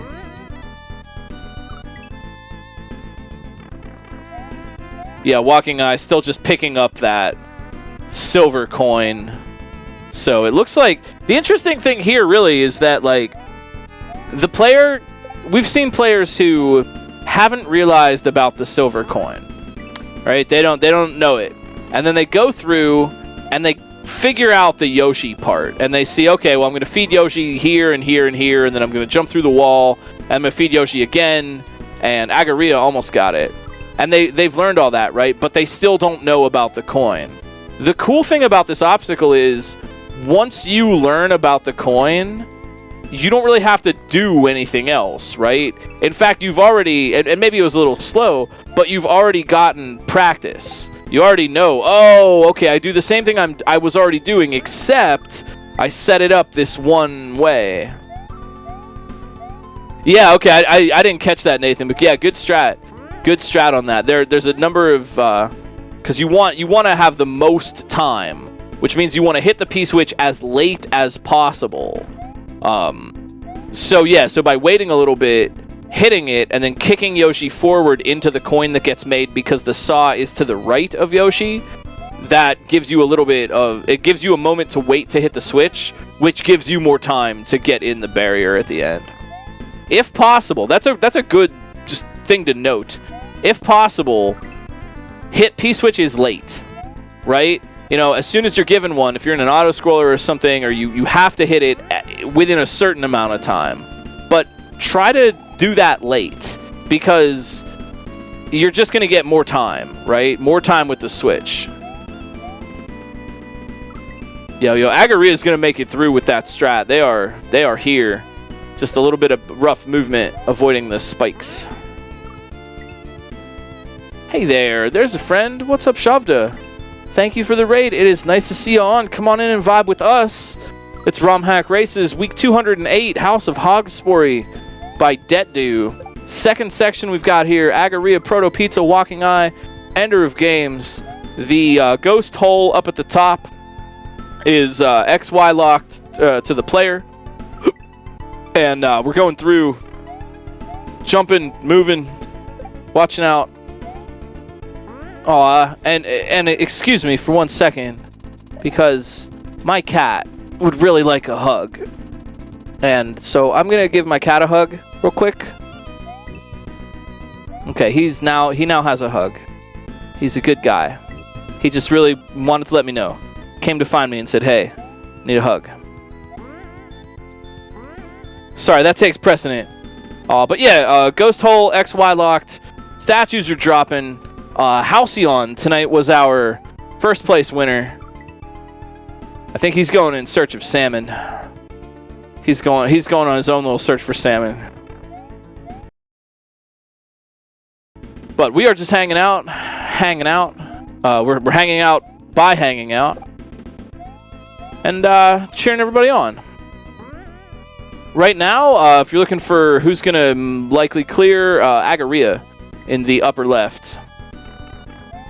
That is my Wi-Fi network. It's just called Mallow's house. All right, excuse me. This little hungry cat is telling me that I gotta get up and give him a snack. He cannot wait, so don't do anything funny while I'm gone. I'll be right back.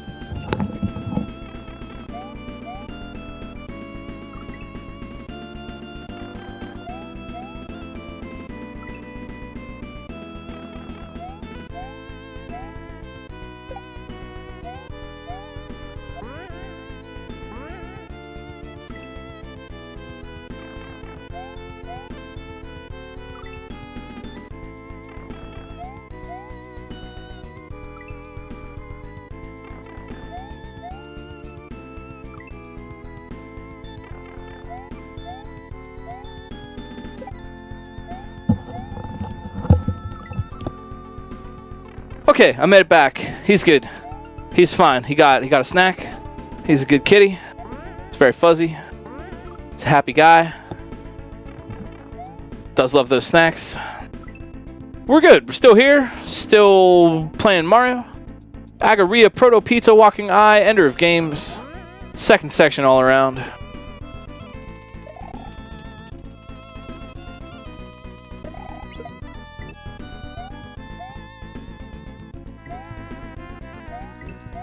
Agaria could be play. Could be making a play for it. Okay, they know what to do here. Just watch out. Oh, yeah. Too much hesitation. A little bit slow to make that second jump out from under it. That statue drops really fast. They don't fall faster than normal things. Or do they? Actually, it doesn't look like they do. But now I'm a little... Nah, I don't think they do. I think they fall at the same speed everything else falls. Why would they fall at some different speed? But the way it's positioned there means that you have a really small amount of time to jump out from under it.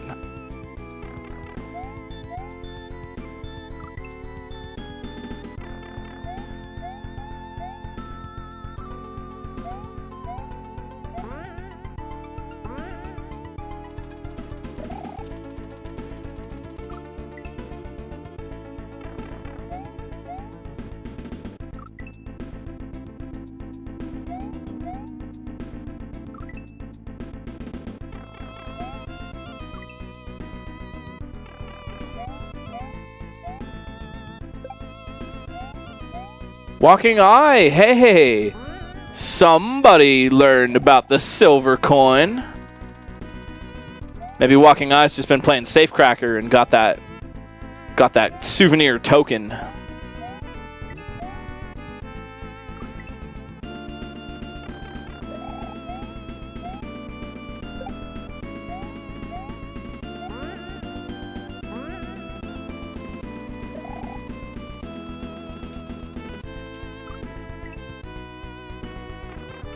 I don't even know how you win the token.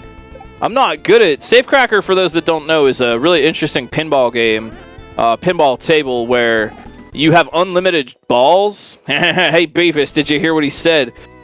But you have unlimited balls, but your game only lasts, what, like 15 minutes or something? Or 10 minutes or whatever? So, like, one gameplay is just infinite lives for 10 minutes. And in the process, you rack up a high score. But if you get... guess a high enough score or some kind of condition or something, the game actually has, because like the whole meta is that you're breaking into a safe and stealing the valuables. So the whole meta for the game is you're breaking into the safe, and if you so you beat the board game. Yeah, the backboard is actually a board game, and if you beat that, it'll roll a real physical token out for you. So like back in the day, the operator would like have tokens like in the machine, and if you won, it would give you one, and they're real cool. I saw you could buy them on eBay. I looked it up today, but I'm not just gonna do that. I mean, maybe I will, but then I'll earn it. Yeah, right? I wish more arcade games gave out souvenir prizes. Like, I don't even really like Safecracker that much, but now I'm gonna learn it because next time I see a physical one, I want to try to win that token.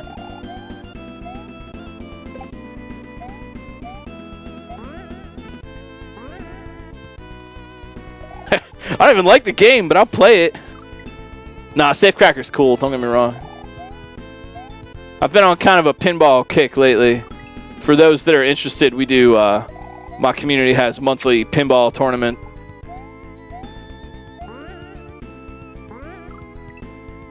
Your pizza parlor growing up had a physical baseball game that gave out cards, baseball cards if you hit a home run. That's awesome. That's actually awesome. We used to go and play that game. Man, back in high school, there was a like a pizza buffet. It wasn't a CC's, but it was like CC's. It just wasn't. It's just like an independent, like a Kmart CC's. And they had the cheapest pizza in town, and so we'd go there all the time. But they had this one of those bouncy ball game kind of baseball things where like you put a coin in and it rolled a bouncy ball down, and if you hit the target, you won another one, so you could get 2 for 1.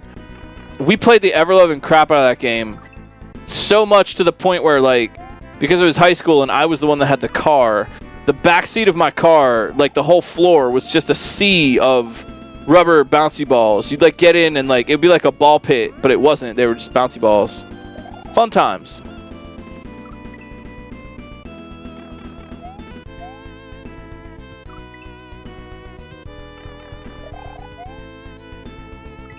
Really nice movement. I was seeing really nice movement from Ender of Games. They are a player with some determination. I really appreciate that. I always, you know, whatever the challenge, Ender of Games is here just doing their best and not giving up. Oh, that counts for something. That matters.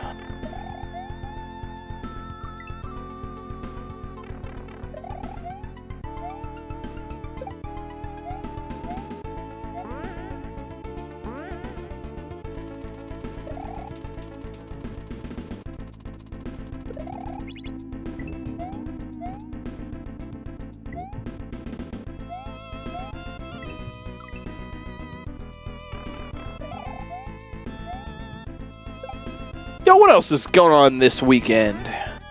It's almost getting to be Halloween time. I know I'm jumping the gun a little bit. I just am excited. But how are you? Well, what's up? I hope you're having a nice weekend. Getting a chance to just relax. Oh, Agaria, no! Rough jump. Ready for Furpy Halloween level? I don't know if I am, but I guess I'll have to be. Furpy McFrosting, one of the most bonkers, and I mean this in the most endearing way, the most endearingly bonkers level maker I think is out there.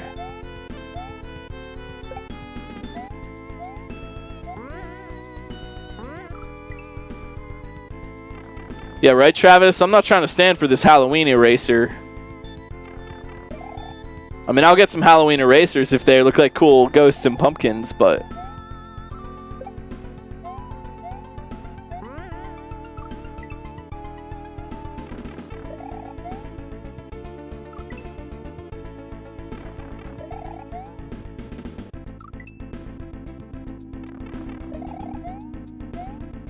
Man, scary Halloween level from Furpy.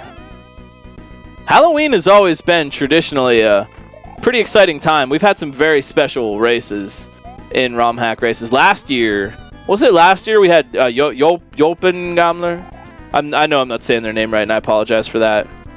Really famous standard hard level maker that did like a gauntlet for Halloween. Yeah, Yolpe. Yeah, their Halloween level from last year was really cool. It was like a standard hard gauntlet filled with scary stuff. So traditionally, you know, lot to live up to on the Halloween race, but I think if anybody could pull it off, it's probably Furpy. Icy Fruit did have some good levels, yeah.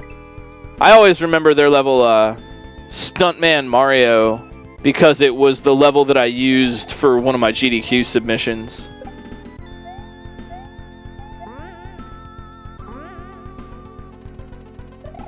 You know, I've thought about that too. I think you're right. I think it would be cool to see a boss rush hack.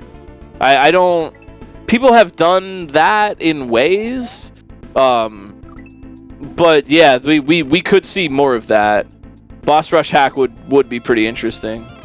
Morsel has done that at the end of Elephants. It's kind of like he set it up like Mega Man, where at the end of Mega Man, before you fight Wily, you have to fight all the Robot Masters again.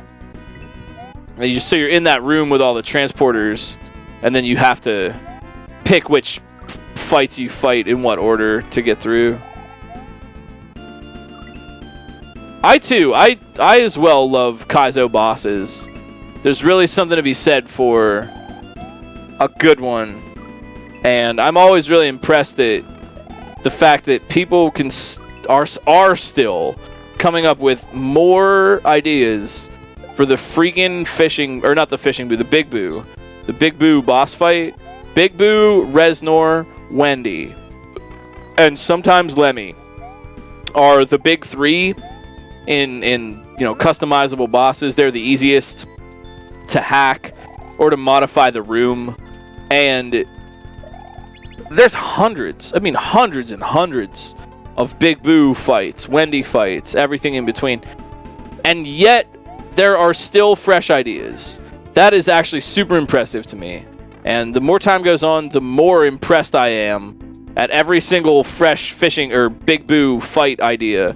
Because how much can you possibly do with an enemy that moves around and you throw stuff at it? You know, it's ridiculous the amount of creativity that's gone into some of that.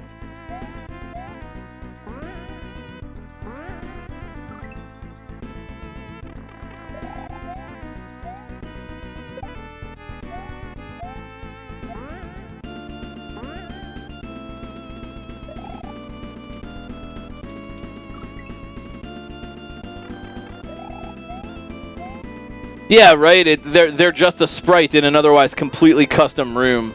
It's really when it comes to, I think, Fishing Boo and Reznor especially, it's much more about just creating the circumstances under which you fight than it is like creating the fight at all. It's such a standard, It's like how like genres in music have like standards.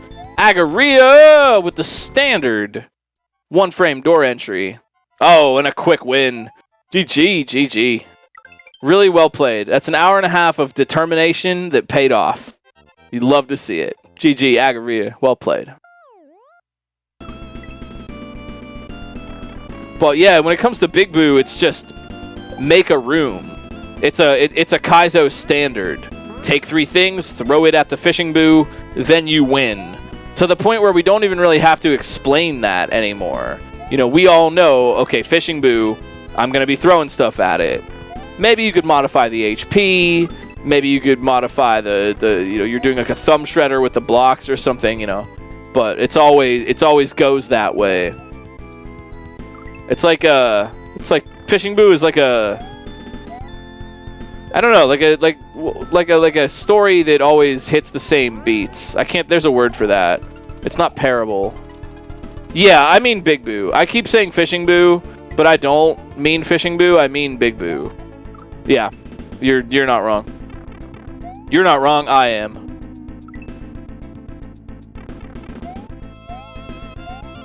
Not nearly enough Thwomp Boss in Kaizo. If we insist.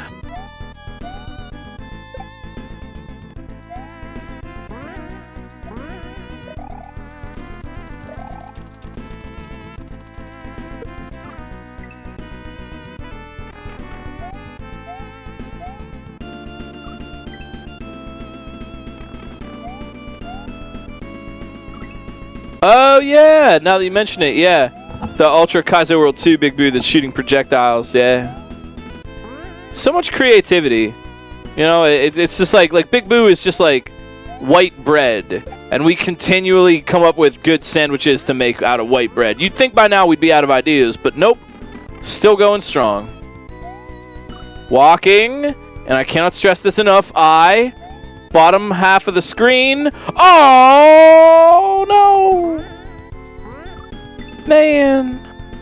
Jeez, darn, gosh, sheesh, ooh, ew. Ooh, woo. Yeah, that may require an F in chat.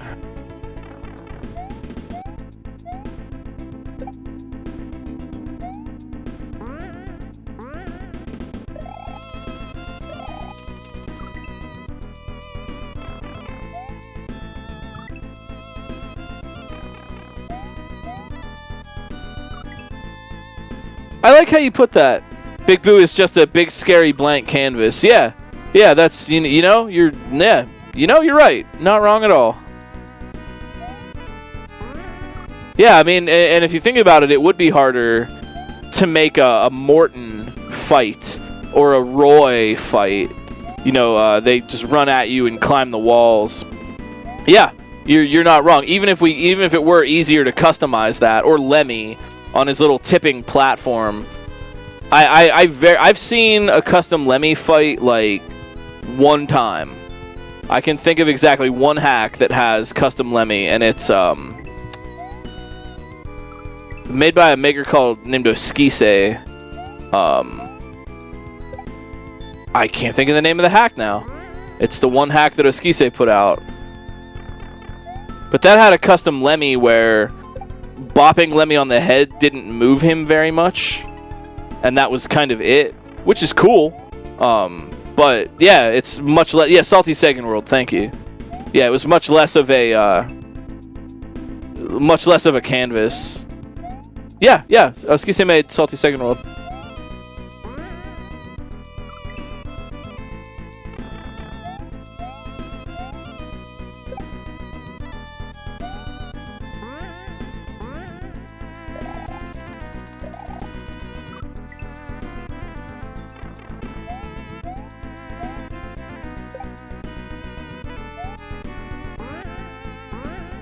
That was actually, you know, historically speaking,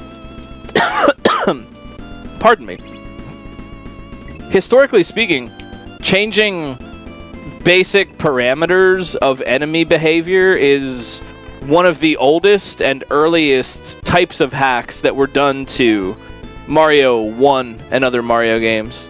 One of the earliest, it's not the earliest, but a very famous earlier hack is called Super Mario Bros. Pro, which is simply modified to have all the enemies throw hammers at you instead of just the Hammer Brothers.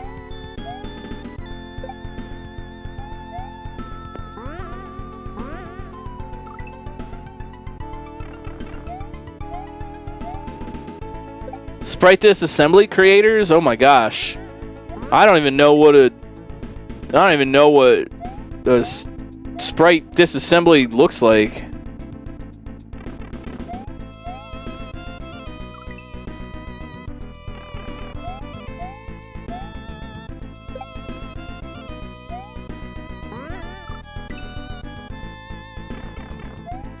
Depends on the sprite. Ah, well, I see you've played Knifey Spritey before.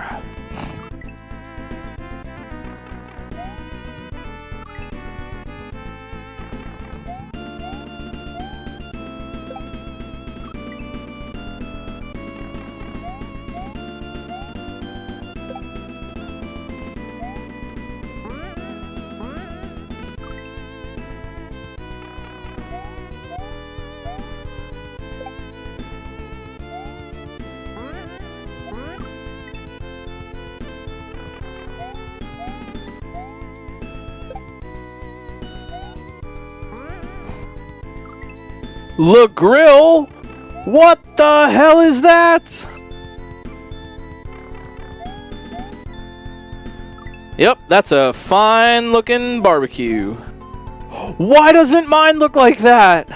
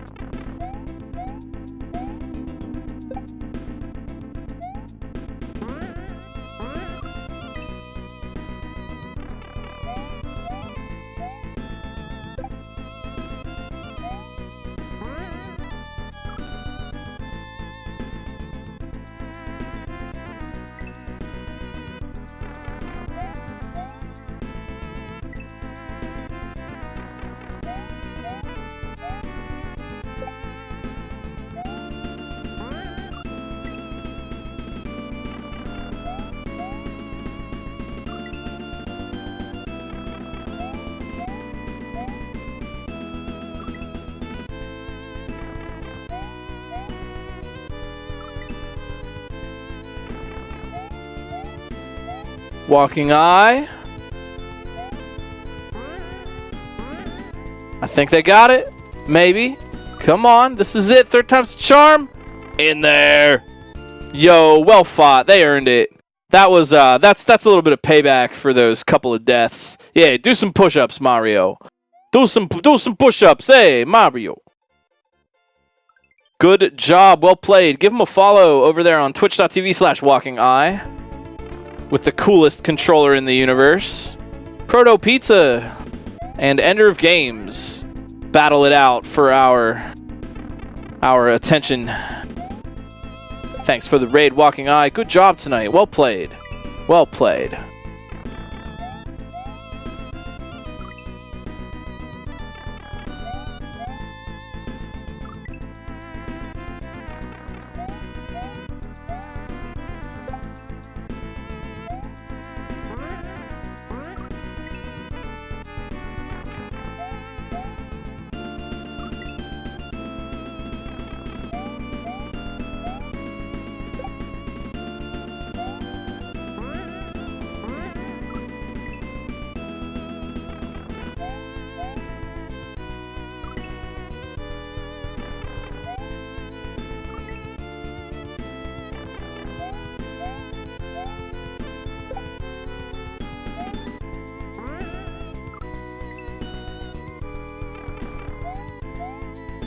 Oh, chat, you doing okay tonight? No, just checking, making sure. Watch out for everybody. Feeling comfy? Having a nice time? If you have any questions you want to learn more about SMW, Kaizo, please feel free to ask. That is okay. If you want to learn something I didn't explain or want me to explain something again, totally cool.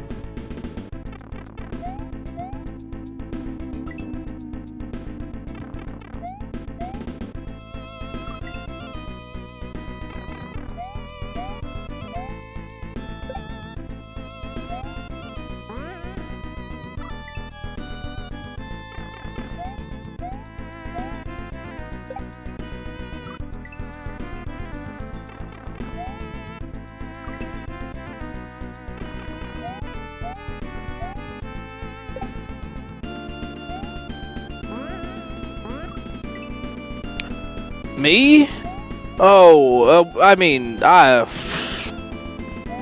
think that's for other people to determine. It's like I can't look at my own eyes. I can't measure my own level.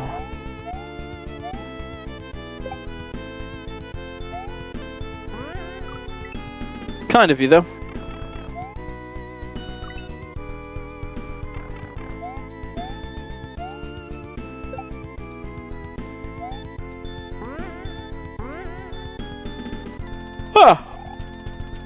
That's a good question.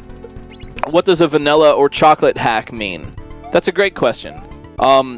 We use the term vanilla to refer to all of the stuff that was already in the original game. In this case, Mario World. Could be any game, but since we're talking about Mario World, it's all the stuff from original Mario World. Vanilla refers to all the elements. You could say this has some vanilla elements in it. And what you would mean would be it has things from the original game in it. Chocolate, on the other hand, refers to custom assets, custom sprites that people made, things that weren't already in original Mario World. So this level, for example, has a blend of vanilla and chocolate assets. The statues are vanilla, the note blocks are vanilla, the grinders are vanilla, but the moving hole up at the top would be considered chocolate. So if you say, for example, that a hack is mostly chocolate, would mean that it has mostly custom stuff, new sprites and gimmicks that weren't in the original game. And if you say a hack is mostly vanilla, it's mostly just a rearrange of the stuff. They're both good. I think you should play both styles and get a feel for how they both work. But that's the general gist of it.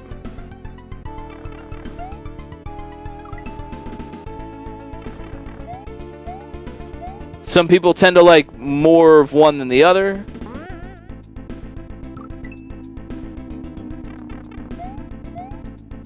You know, interestingly enough, you're not wrong. Vanilla is seen as plain or basic. But interestingly enough, vanilla is like a wildly interesting, popular, historically significant flavor. You know, for our ancestors to hear us call vanilla basic, they would just be like, what? What? What are you talking about? Vanilla is super important. It's not just like plain flavor.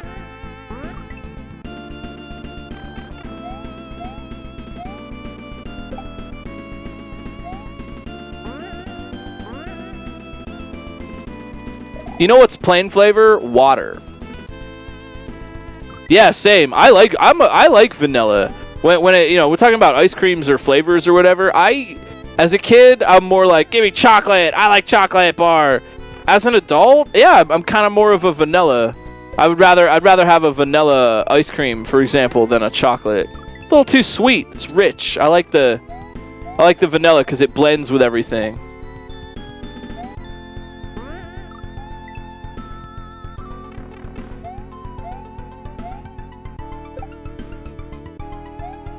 That's also fair, vanilla, because a lot of hacks don't explain their custom stuff very well. Yeah. There's a certain amount, I think in some cases when it comes to chocolate hacks, a lot of people have been making them for a long time now, and certain things have just kind of become like standard that like a newer player might not know what some of the chocolate things are, but an experienced player would just kind of automatically know. Ah, yes, that's the standard 1F0. Ah, yes, the standard indication. Or, you know, oh, yes, I've seen this custom sprite before somewhere else. But you're right, you're not wrong, though. That can be an issue.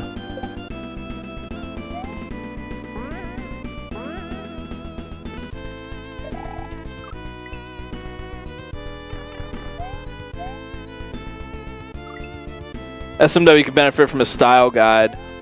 Yeah, could be, maybe. Yeah, definitely not rules, but yeah, more just explanations of, hey, this is what Kaizo players already know. This is what we already considered standard. I think the Romhack Race base ROM goes a long way toward having that kind of visual style guide. But yeah, that's not a bad idea at all.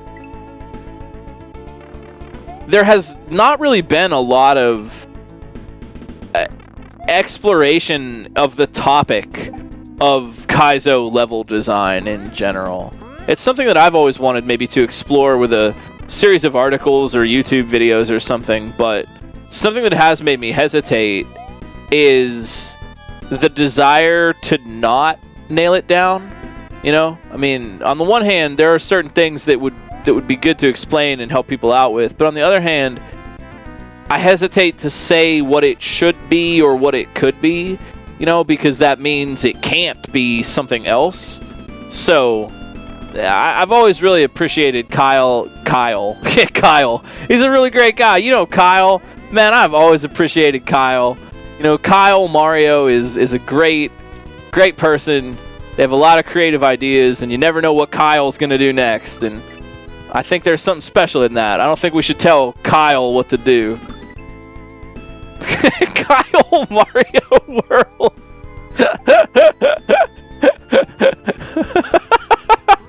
It's just something. There's just something about that. Oh my god, they killed Kyle. He comes back in the next episode.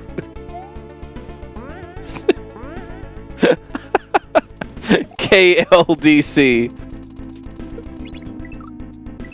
A Kyle block.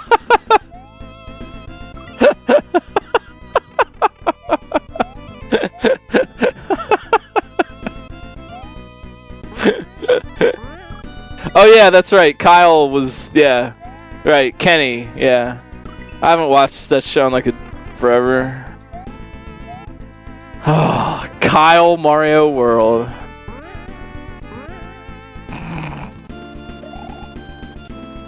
That's so funny.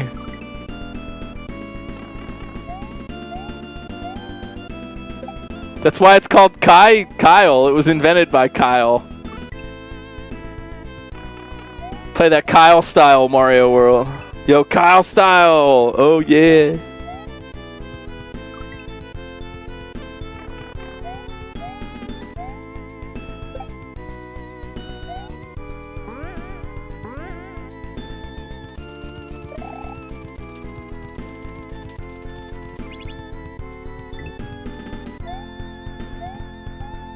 Kyle Moto.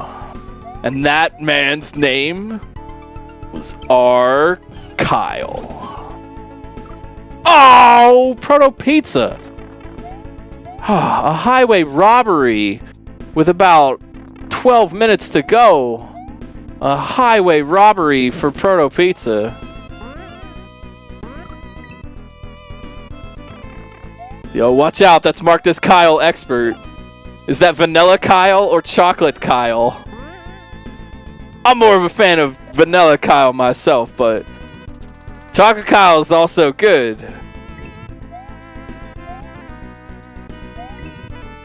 Super responsible Kyle.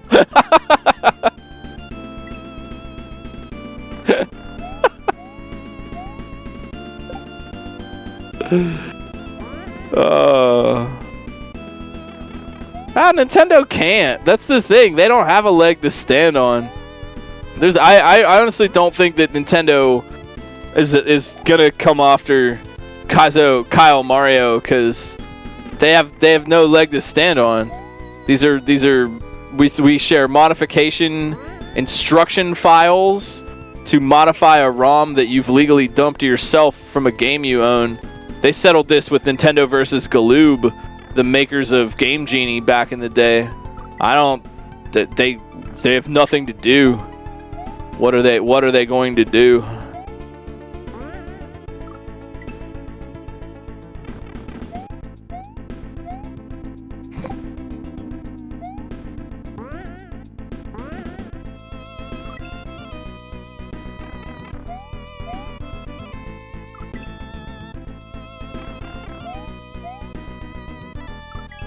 Ugh.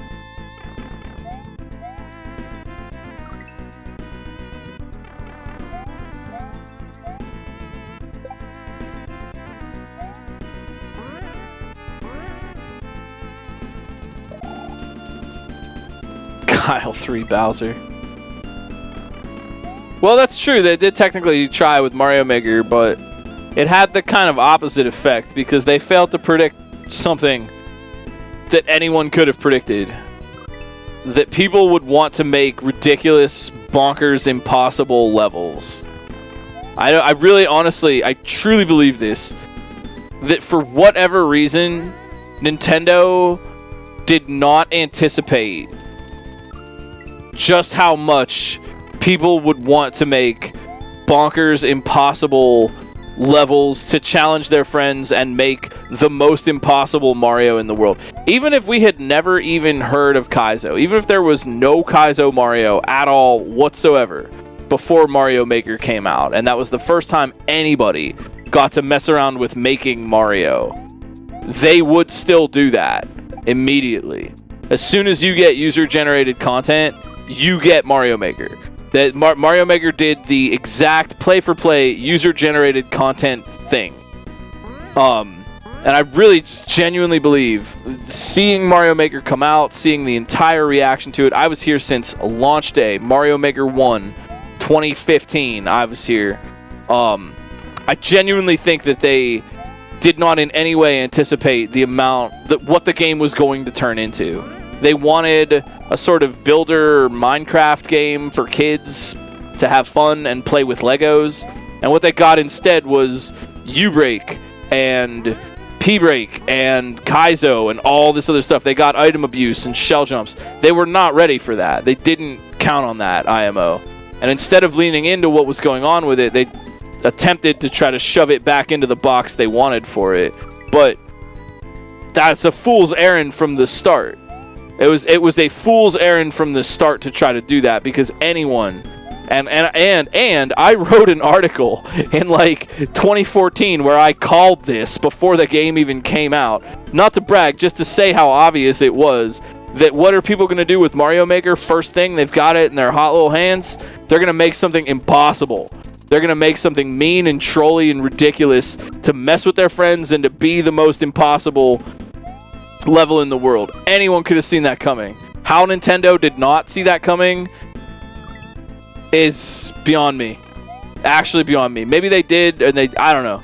You know, the let's read Nintendo's brain game is not any fun. And that is true, yeah. That is true. The back and forth between makers and players, that to make something, not always, but to make something and to put it out there to challenge other people to play it, is to invoke a conversation between the maker and the player. When you're playing a level, you're engaged in a sort of manzai comedy conversation between you, the silly person, and the maker, the so-called straight person. Not a heteronormative thing, but just unfunny. The normal person and the funny person. The funny person, the player, is always trying to get out of the tricks. The funny person, this is literally like, this is manzai comedy. If you want to understand Kaizo, manzai comedy and Most Extreme Elimination Challenge, the Japanese Most Extreme, that's it. Yeah, level maker and level player. It's a manzai comedy. And honestly, I really truly believe that the humor of Kaizo can be derived from things like Most Extreme Elimination Challenge and Japanese game shows, as well as manzai comedy. The maker is not to heteronormalize it. The straight person, the maker is the straight, unflinching, unfunny one, and the player is the funny person. The player is always trying to get out of it. They're the lazy worker. The player is always going to cheese. The player doesn't want to do the hard obstacles, and if they can go over the ceiling or bring a power-up or cheese or something, they're definitely going to. The manzai comedy occurs as the maker thwarts the player taking the easy way out. And you see this, it's more pronounced in like Takamoto era Kaizo, but Takamoto is the straight man. Arkiba is the funny man. Arkiba says, oh, I'm just going to make this jump. And then here comes Takamoto with the literal Kaizo block, or in Manzai when they smack them with the fan. You literally hit them with the fan in Manzai, and nope, don't do that. You know, it's that exact same thing. If you want to understand the humor of Kaizo, it's a Japanese game show. That's exactly what it is.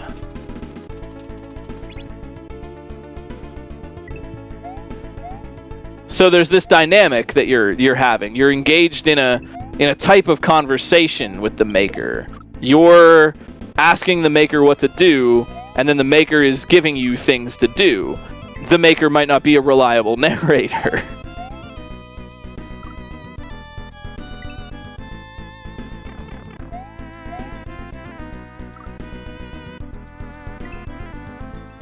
So I think the humor in Kaizo and Mario Maker troll levels is basically the same.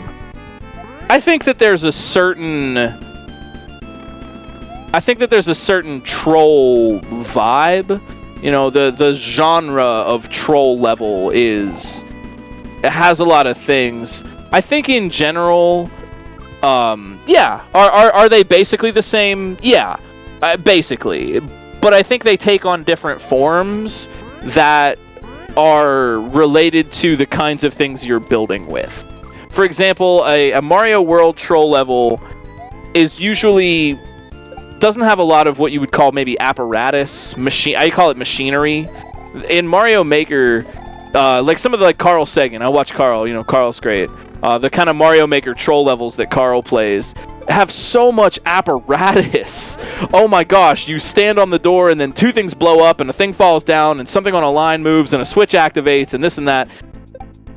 It's the same sort of spirit, but Mario World is like just kind of a joke between you and the maker, and Mario World is like just kind of a one-on-one kind of troll thing, and Mario Maker is like just stuff everywhere. I think the spirit is the same.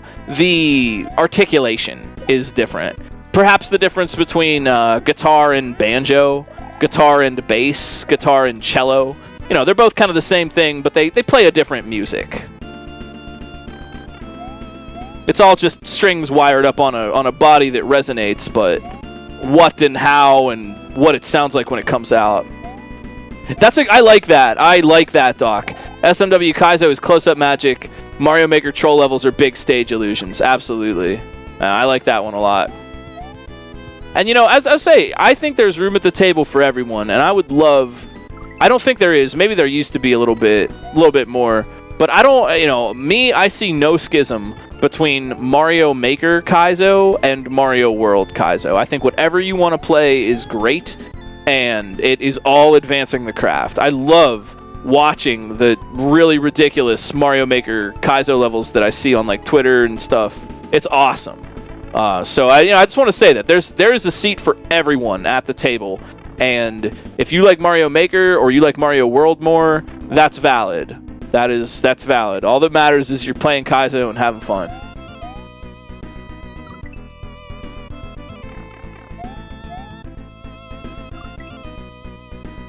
Oh, I knew Space Pig was making a hack, but also Bufflin? Wild. Great time.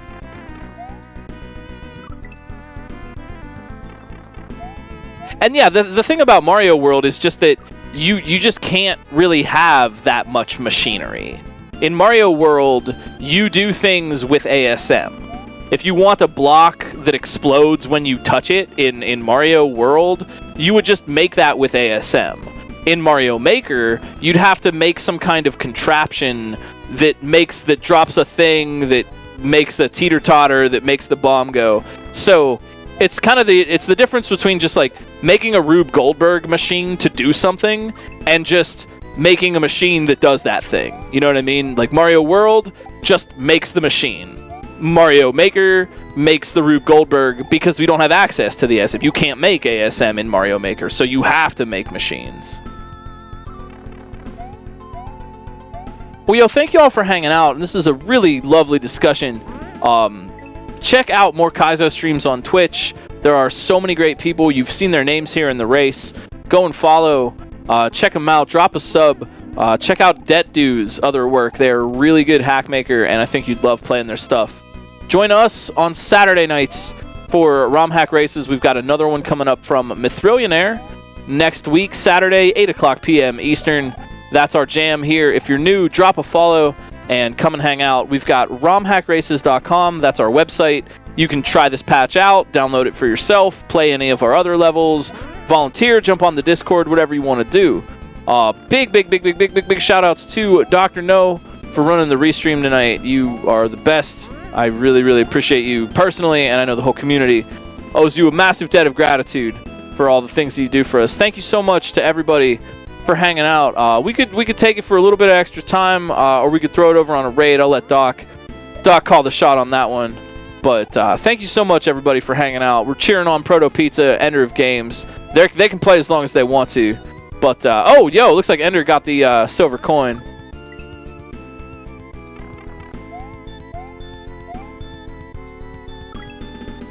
Thanks for having me.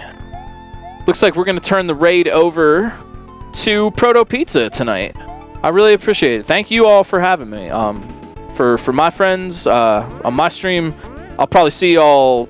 May see y'all tomorrow. I'll probably try to stream tomorrow. I got that big tough KLDC level that I've got to finish. Thank you all for hanging out tonight. It is a pleasure. It's an honor. I hope that Romhack races could be a fun little part of your weekend. It's really cool. It matters a lot to me that people can have fun with this and make it a reoccurring thing. You matter. Your thoughts matter. Your heart matters. Your feelings matter. You matter to other people in your lives, and you matter to me as human beings. You matter to the internet's #1 longboy furret. And the people that matter to you in your lives would love to hear from you about that. We know Black lives matter. LGBTQIA+ lives matter. Indigenous lives matter. Disabled lives matter. You too. Keep on hacking. Keep on practicing. Play those tough hacks, everybody. I will see you around again. Thank you for having me tonight. It's a real honor. Take care.